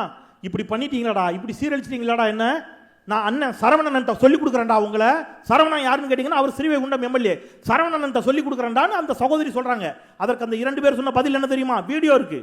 நான் சொல்லல, உரிமையில பேசல. அந்த சகோதரிகள் சொன்னது, கூட்டு வர சொன்னவனே சரவணன் தான். நான் என்ன கேட்கிறேன் சார், எல்லா கட்சியிலும் தப்பு செய்யறவங்க இருப்பான் சார். நான் திருப்பி சொல்றேன், திமுக 10 பேர் இருப்பான், அதிமுக 10 பேர் இருப்பான். நான் திறந்த மனதோட சொல்றேன், என்னுடைய நோக்கம் ஒண்ணே ஒன்று. நீங்க மாற்றம் தானே? அவர்களை தீய சக்தி என்று சொன்னீர்களே, நீங்கள் தூய சக்தி தானே? ஒரே ஒரு கேள்வி, அந்த எம்எல்ஏவின் மீது என்ன நடவடிக்கை எடுத்தீர்கள்? விஜய்கிட்ட எனக்கு இருக்கக்கூடிய ஒரே கேள்வி, அந்த எம்எல்ஏவின் மீது நீங்கள் நடவடிக்கை எடுப்பீர்கள் என்று உங்களுக்கு வாக்களித்த தாய்மார்களும் நம்பிக்கையோடு காத்திருக்கிறார்கள். நான் எங்களை விட்டுருங்க, திமுக அதிமுக விட்டுருங்க, நாம் தமிழர் விட்டுருங்க, உங்களை எதிர்க்கக்கூடியவங்களை விட்டுருங்க. உங்களுக்கு வாக்களித்த தாய்மார்களுக்கு நீங்கள் உள்ளபடியே மனசாட்சியோடு நேர்மையோடு நடப்பீர்கள் என்று சொன்னால், கடந்த ஆட்சி காலங்களில் நடந்த தவறுகளை நான் செய்ய மாட்டேன் என்று நீங்கள் செய்வீர்கள் என்று சொன்னால், அந்த எம்எல்ஏ மீது நடவடிக்கை எடுக்கணும். மாறா நீங்க என்ன பண்ணீங்க? அந்த பெண்ணின் மீது நடவடிக்கை எடுத்து பெண்ணை கட்சியிலேருந்து தூக்கிட்டீங்க. என்ன லாஜிக்? அரசு பள்ளிகளை பற்றி பேசினார். என்ன இன்னைக்கு வந்திருக்கிற செய்தி, 2 செய்தி. இடைநிற்றல் சுழியம். இது இந்த அரசு 60 நாள் தான் இருக்கு. எனவே இந்த பெருமை இந்த அரசுக்கு இல்ல, கடந்த அரசுக்கு. சரிங்களா? அதே சமயத்தில் இந்த அரசுக்கு ஒரு பெருமையை சொல்றேன். இன்றைக்கு விகடனில் வந்த செய்தி, 3 அரசு பள்ளிகளை மதுரை மாவட்டத்தில் உசிலம்பட்டியில் மூடி இருக்கிறது இந்த அரசு. அரசு பள்ளிகள் 3 பள்ளிகள். இன்னைக்கு வந்த செய்தி. நீங்க அரசு பள்ளிகளுக்கு என்ன, நீங்க யாரை பேசுறீங்க சார்? நீங்க நான் மாற்றம்னு ஒன்று சொல்றீங்க. அதை என்ன அண்ணன் பேசும்போது சொன்னார், ஒரு நடத்துனர் பாட்டிலுக்கு 10 ரூபா, பாட்டிலுக்கு 10 ரூபா பாட்டு பாடினார்ல. இப்ப பாட்டிலுக்கு எவ்வளவு தெரியுமா சார்? பாட்டிலுக்கு எவ்வளவு? இப்ப 20 ரூபா. மாற்றம். மாற்றம் எப்படி? 10 ரூபா 20 ரூபா இருக்கு. டெல்டாவில் என்ன சொன்னாரு? மூட்டைக்கு 40 ரூபா. இப்ப மாற்றம் எவ்வளவு தெரியுமா? மூட்டைக்கு 60 ரூபா. விவசாயிகள் பேசிய காணொளி இருக்குது. நான் மீண்டும் சொல்கிறேன், ஒரு நல்லாட்சியை தருவீர்களே என்று சொன்னால் மக்கள், உங்களை நம்பிய மக்களுக்கு நீங்கள் நியாயம் செய்பவராக இருப்பீர்கள். இல்லை என்றால் அந்த மக்களே உங்களை நிராகரிக்கும் சூழலும் ஜனநாயகத்தில் வரும். அதுதான் ஜனநாயகத்தின் பலம், பலவீனம் இரண்டுமே அதுதான் என்று சொல்லி நல்ல மேடைக்கு நன்றி பாராட்டி, இருபக்கமும் இருந்த பேசிய தோழர்களுக்கும் நன்றி, வந்திருந்த பல்வேறு கட்சிகளைச் சேர்ந்த தோழர்களுக்கும் நன்றி, பார்த்து கொண்டிருக்கக்கூடிய நேயர்களுக்கும் நன்றி சொல்லி விடைபெறுகிறேன். நன்றி, வணக்கம். நன்றி திரு செந்தில். தொடர்ந்து நிறைவு கருத்தை முத்தாய்ப்பாக முன்வைக்க திரு ஜெகதீச பாண்டியன் அவர்களை பேச அன்போடு அழைக்கிறேன். தமிழக வெற்றி கழகம் ஊழலை ஒழிக்கவில்லை, ஊழலை எதிர்த்து நாங்கள் மட்டும்தான் குரல் கொடுக்கிறோம் என்று இதுவரை தொடர்ச்சியாக ஆண்டு ஊழல் செய்தவர்கள் சொல்வதுதான் எங்களுக்கு ஆச்சரியமாக இருக்கிறது. செங்கோட்டையன் அவர்கள் கல்வித்துறை அமைச்சராக இருக்கும்போது பணம் வாங்கினாரா இல்லையா? அப்பொழுது தமிழக வெற்றி கழகம் என்றே ஒன்று ஆரம்பிக்கவே இல்லை. ஆட்சியில் இல்லாத போது கூட ஒரு கட்சியின் தலைவர் மீது அந்த கட்சியில் இருப்பவரே ஸ்டெர்லைட் போராட்டத்தில் அந்த கட்சியின் தலைவர் பணம் வாங்கினார் என்று சொன்னாரே, அதை நீங்கள் நிரூபித்தீர்களா? பேரை கூட சொல்லவில்லை என்றால் அவ்வளவு நாகரிகமாக அரசியல் செய்பவர்கள் நாங்கள். அதற்கு பிறகு தமிழ்நாட்டில் நடக்கிற அத்தனை கனிம வள கொள்ளையும் எதிர்த்து போராடுவதாக சொல்லிக்கொண்டு அத்தனை கனிம வள அதிபர்களிடமும் பணம் வாங்கியதாக நான் சொல்லவில்லை, அவர்கள் சொல்கிறார்களே, அவரிடம் கேள்வி உண்டா? ஜெயலலிதாவோடு இருந்து அம்மையார் சசிகலா அவர்கள் ஊழல் செய்து அவர் தண்டனை அனுபவித்து விட்டு வந்த பிறகு பெருந்தாய் என்று போய் பார்த்தீர்களே, அவர் என்ன தியாகியா? இதையெல்லாம் அப்படி நாங்கள் கேட்கவில்லை, நடந்தது இருக்கிறது. தம்பி கல்யாண சுந்தரம் அவர்கள் சொன்னார், தாவேக்கா வந்தது ஒரு விபத்து என்று. ஒருவர் செய்தால் விபத்து, பல பேர் அது செய்தால் புரட்சி என்பதை விளங்கிக் கொள்ள வேண்டும். விபத்து என்பது எதிர்பாராத நடப்பது. புரட்சி என்பது அதுவும் இதுவரை வாழ்ந்தது போல் இனிமேல் வாழ முடியாது என்ற ஒரு உணர்வு நிகழ்ச்சியில் திட்டமிடாமல் நடப்பதுதான் புரட்சியே. அது வகுத்து கொண்டு நடக்க முடியாது. ஆனால் விபத்துக்கும் புரட்சிக்கும் வித்தியாசம் உண்டு. இங்கு நடந்தது விபத்து என்று சொன்னால் 1,70,00,000 மக்களினுடைய உணர்வுகளை கொச்சைப்படுத்துவதற்கு சமம் என்று நான் இங்கே பதிவு செய்கிறேன். சகோதரர் சொல்கிறார், நான் போய் கரூரிலே பார்த்தேன், அங்கு மருத்துவமனையிலே பார்த்த பிணங்களை எல்லாம் பார்த்தவுடன் எனக்கு கோபம் வருகிறது என்று. அதையே உங்கள் அண்ணனிடம் சொல்லியிருக்கலாமே. மலைகளின் மாநாடு என்று தருமபுரியில் நடத்திவிட்டு அன்று காலை நடந்தது போல் ஏன் விஜய் சென்று விட்டார் என்று கேட்கும்போது அது விபத்து, தம்பி இல்லை என்றால் என்ன, அண்ணன் வந்திருக்கிறேனே என்று சொன்னது அப்பொழுது அது தவறு என்று தெரியவில்லையா? அதற்கு பிறகு நீங்கள் உங்களுக்கு கூட்டணியில் இடம் கொடுக்கவில்லை என்றவுடன் நீங்கள் அவரை ஏன் போய் பார்க்க போனீங்க, போனா செத்தா என்ன என்று கேட்டாரே. வயிற்றில் இருக்கிற குழந்தை, 60 வயது முதியவர்கள், சின்ன பிள்ளைகள் கூட சாக வேண்டியவர்களா? உங்கள் கருத்துக்கு உங்கள் ஆதரவு இல்லை என்றால், உங்களுக்கு வெற்றி கிடைக்கவென்றால் அவன் சாக வேண்டியது. உங்களுக்கு ஆதரவு தருவார் என்றால் அதன் மூலமாக நீங்கள் பயனடைவீர்கள் என்றால் அவர்களை வாழ்த்த வேண்டுவது. இதுதான் ஒரு புரட்சி குறித்து, ஊழல் குறித்து அப்பழுக்கற்றவராக காட்டிக்கொள்பவர்கள் நீங்கள் பேசுகிற பேச்சா? எல்லாம் கில்லி சரத் அதை பண்ணினார் இதை பண்ணினார் என்று சொல்கிறீர்களே. கில்லி சரத் அவர்கள் அமைச்சராக இருந்தபோது அதை செய்தார். அது இன்னும் ஒவ்வொரு தலைவர்களுடைய தனிப்பட்ட வாழ்க்கையை பேசுகிற போது அத்தனை தவறுகளையும் நான் பேச ஆரம்பித்தால் அது விசாரணைக்கு ஆணையிடப்பட்டிருக்கிறது. சரி, அது தவறு நேர்ந்தால் அமைச்சர் அதுக்கு முன்னாடி செஞ்சிருந்தா இருங்க, அதை தான் சொல்ல வரேன். நீங்க முழுசா கேட்கணும். தவறு என்றால் கட்டாயமாக எங்களது கட்சியினுடைய தலைவர் விஜய் அவர்கள் கட்டாயமாக அவரை என்ன தண்டனை கொடுக்க வேண்டுமோ அதை கட்டாயமாக கொடுப்பார். உங்களுடைய வரலாறு தமிழகத்தில் சந்தி சிரித்திருக்கிறது, தொலைக்காட்சியில் வந்திருக்கிறது. இதையெல்லாம் நாங்கள் பேசப் போவதில்லை. நீங்கள் வருகிற போது அதற்கான பதிலை மக்கள் கொடுப்பார். ஜெகதீஷ் பழனிசாமி தனி செயலாளராக நியமிக்கப்பட்டது கொஞ்ச நாள் கழிச்சு தான் தெரியும். இதெல்லாம் முதலமைச்சருக்கு இருக்கிற தனிப்பட்ட உரிமை, அதாவது தெரிந்தது. ஆனால் 16 ஆண்டு காலமாக கட்சியை நடத்தி கொண்டு அந்த கட்சியில் இருக்க பொதுச் செயலாளர் போடாமல், துணை பொதுச் செயலாளர் போடாமல் கட்சிக்கு எடுத்து நடத்தி கொண்டது எப்படி என்று நானும் கேட்கலாம். ஆனால் நான் கேட்க மாட்டேன், அது அவர்கள் கட்சியினுடைய பிரச்சனை. ஒரு தனி செயலாளர் என்பது அவரோடு இத்தனை ஆண்டு காலமாக பயணித்து அவருடைய உணர்வை புரிந்து கொண்டு அவருக்கு விரைவாக ஒரு செயலை செய்பவரை தேர்ந்தெடுத்துக் கொள்வதும் நியமிப்பதும் முதலமைச்சருக்கு உள்ள தனிப்பட்ட உரிமை. அதற்கு சட்டம் அனுமதிக்கிறது. ஆகவே நீங்கள் உங்களை மக்கள் நிராகரித்து விட்டார்கள் என்ற காரணத்திற்காக, உங்களை அப்புறப்படுத்தி விட்டார்கள் என்ற காரணத்திற்காக நீங்கள் ஒட்டுமொத்த மக்களையே நீங்கள் குறை சொல்வதுதான் இந்த மக்களுக்கு ஏமாற்றமாக இருக்கிறத ஒழிய தமிழக வெற்றி கழகம் ஆட்சி அமைந்தது மாற்றம் மாற்றம் மாற்றம் தான். தயவு செய்து நீங்கள் இனிமேல் இதுபோல் அழைக்கிற போது அரசியல் கட்சியில் இருந்து ஒரு இடமாவது சட்டமன்றத்தில் இடம்பெற்றவர்களை அழைத்துத்தான் நீங்கள் விவாதிக்க வேண்டுமே ஒழிய சும்மா உட்கார்ந்து இத்தனை ஆண்டு காலமாக என்று பேசிக்கொண்டு 1000 ஆண்டுகளாக தாங்கி நிற்கிற பிரகதீஸ்வரர் கோயில், தஞ்சை பெருவுடையார் கோவிலை கட்டி முளைக்க என் பாட்டன் ராஜராஜ சோழனுக்கு 6 ஆண்டுகள் ஆனது. குறைந்த காலம் எந்த ஒரு இயக்கமாக இருந்தாலும் சரி, எந்த கட்சியும் அழிய வேண்டும் என்று சொல்வதற்கு நோக்கமில் ஆரம்பிக்கப்பட்ட கட்சியை சிறிதாகவோ பெரிதாகவோ யாராலும் அழிக்க முடியாது. ஆனால் மக்கள் அப்புறப்படுத்தி விடுவார்கள். சரி, நீங்க சொல்றது ஜனநாயகமா? இல்ல, ஒரு எம்எல்ஏ கூட இருக்காத கட்சி சொல்றேன்னா எங்க சொல்றேன்னா அதில் இருப்பவர்களுக்கு தான் அந்த பிரச்சனை தெரியுமே வெளியே இருந்து பேசிவிட்டு நானும் ஆதாரம் இல்லாமல் பல குற்றச்சாட்டுகளை சொல்ல முடியும். திரு ஜெகதீஷ் ஒன்னே ஒண்ணு சொல்றேன். இந்த மக்கள் அரங்கத்தை ஆண்டு கணக்குல நான் நடத்திட்டு இருக்கேன். நான் முடிச்சிடறேன். தாவேகா செய்தி தொடர்பாளர்களை அழைச்சிருக்கேன். இந்த எலெக்ஷனுக்கு முன்னாடி உங்களுக்கும் ஒரு எம்எல்ஏ கூட கிடையாது. எல்லா நீங்களும் இருந்திருக்கீங்க. நாங்கள் வரும்போது கட்சி ஆரம்பிக்கப்பட்டு நீங்கள் ஆரம்பித்ததற்கும் இத்தனை ஆண்டுகள் ஆகி பேசுவதற்கும் வித்தியாசம் இருப்பது என்பது ஏன் சொல்றேன்னா, நீங்க வந்து திமுக ஆரம்பித்து 49 ஆரம்பித்து 67 ஆட்சி கொடுத்து 18 ஆண்டு காலமாகவில்லை. 57 அவர் 15 எம்எல்ஏக்கள் செய்து கணக்கை உண்டு செய்து விட்டார்கள் என்பதை நீங்கள் மறந்து. இது எதுக்கு சொல்றேன்னா, நான் இதை கேவலைப்படுத்துவதற்காக சொல்லலை. உங்களை மக்கள் அப்புறப்படுத்தி விட்டார்கள். ஆகவே நீங்கள் தேவையில்லாமல் விமர்சனத்தை தமிழக வெற்றி கழகம் கண்டிப்பாக வரவேற்கிறது. ஆனால் அவதூறுகளை அது வரவேற்பதில்லை. தமிழகத்தில் தமிழக வெற்றி கழகம் மாற்றத்தை கொண்டு வந்திருக்கிறது. இந்த மாற்றம் கண்டிப்பாக தொடரும். நான் தம்பி சொன்னது போல் 61 ஆண்டுகாலம் நாங்கள் ஆளவில்லை என்று சொல்லவில்லை.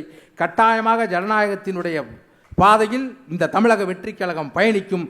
நாங்கள் தவறு செய்தால் மக்கள் தண்டிக்கட்டும், நாங்கள் நல்லது செய்தால் தொடர்ச்சியாக எங்கள் மக்கள் எங்களை ஆட்சியில் வைக்கட்டும் என்று கூறி விடைபெறுகிறேன். நன்றி. நன்றி திரு ஜெகதீச பாண்டியன். மக்களரங்கத்தின் 2 சுற்றுகளும் காரசாரமான கருத்துக்களால் நிறைந்திருந்தது. தமிழக வெற்றிக் கழகத்தின் ஆட்சி நல்ல மாற்றமா ஏமாற்றமா?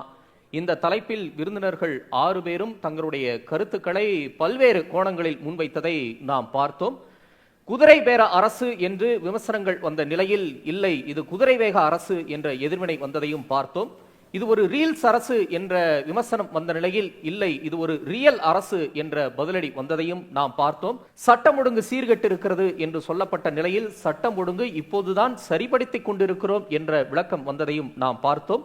சமூக நீதியை போலியாக முன்வைத்தவர்கள் இதற்கு முன்பாக இருந்த திராவிட கட்சிகள் நாங்கள் உண்மையான சமூக நீதியை முன்வைக்கிறோம் என்ற பதிலடி வந்ததையும் நாம் பார்த்தோம். உண்மையில் இந்த தலைப்புக்கான தமிழக வெற்றி கழகத்தின் ஆட்சி உண்மையான நல்ல மாற்றமா ஏமாற்றமா என்ற கேள்விக்கான பதில்கள், கருத்துக்கள், விளக்கங்கள் 6 விருந்தினர்களிடம் இருந்தும் அற்புதமான கோணங்களில் மக்களுக்கு நிச்சயம் கிடைத்திருக்கும். இங்கே அமர்ந்திருக்கக்கூடிய பார்வையாளர்களை கடந்து தொலைக்காட்சி வலையொலி வாயிலாக பார்க்கும் லட்சக்கணக்கான தமிழர்களுக்கும் கிடைத்திருக்கும். அந்த வகையில் மக்களரங்கத்தின் கேள்வியான இந்த ஆட்சி ஒரு நல்ல மாற்றத்தை தந்திருக்கிறதா அல்லது ஏமாற்றத்தை தந்திருக்கிறதா என்ற அடிப்படையிலான கேள்விக்கு பதிலை மக்கள் நிச்சயம் தீர்ப்பாக எழுதுவர் என்ற நம்பிக்கை எனக்கு உண்டு.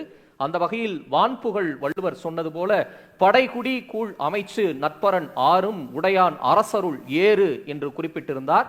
அப்படி ஏறு போல இந்த அரசு முதலமைச்சர் திரு விஜய் அவர்களின் அரசு அமைந்திருக்கிறதா, அது ஏற்றம் தந்திருக்கிறதா, மாற்றத்தை வழங்கி இருக்கிறதா அல்லது ஏமாற்றத்தை வழங்கி இருக்கிறதா என்பது இங்கிருந்து வெளிப்பட்ட கருத்துக்களின் மூலமாக மக்கள் அந்த தீர்ப்பை எழுதுவர் என்ற ஒரு நிச்சயமான நம்பிக்கையோடு இந்த நிறைவான மக்கள் அரங்கம் சபையை நிறைவு செய்கிறேன். வந்திருந்த விருந்தினர்கள், பார்வையாளர்கள் உள்ளிட்ட அனைவருக்கும் என்னுடைய மனமார்ந்த நன்றி, வணக்கம். பெஸ்ட் மணி கோல்டு வழங்கும் மாலை முரசு செய்திகள் தொலைக்காட்சியின் மக்கள் அரங்கம். டைட்டில் ஸ்பான்சர்ட் பை பழைய நகைக்கு நல்ல விலை கொடுக்கும் சிறந்த நிறுவனம் best money gold. Powered by 1,00,000 சதுர அடியில் பிரம்மாண்ட டைல் ஷோரூம் அவதார் செராமிக்ஸ் மற்றும் ஸ்டெரன் கிளப் சோடா.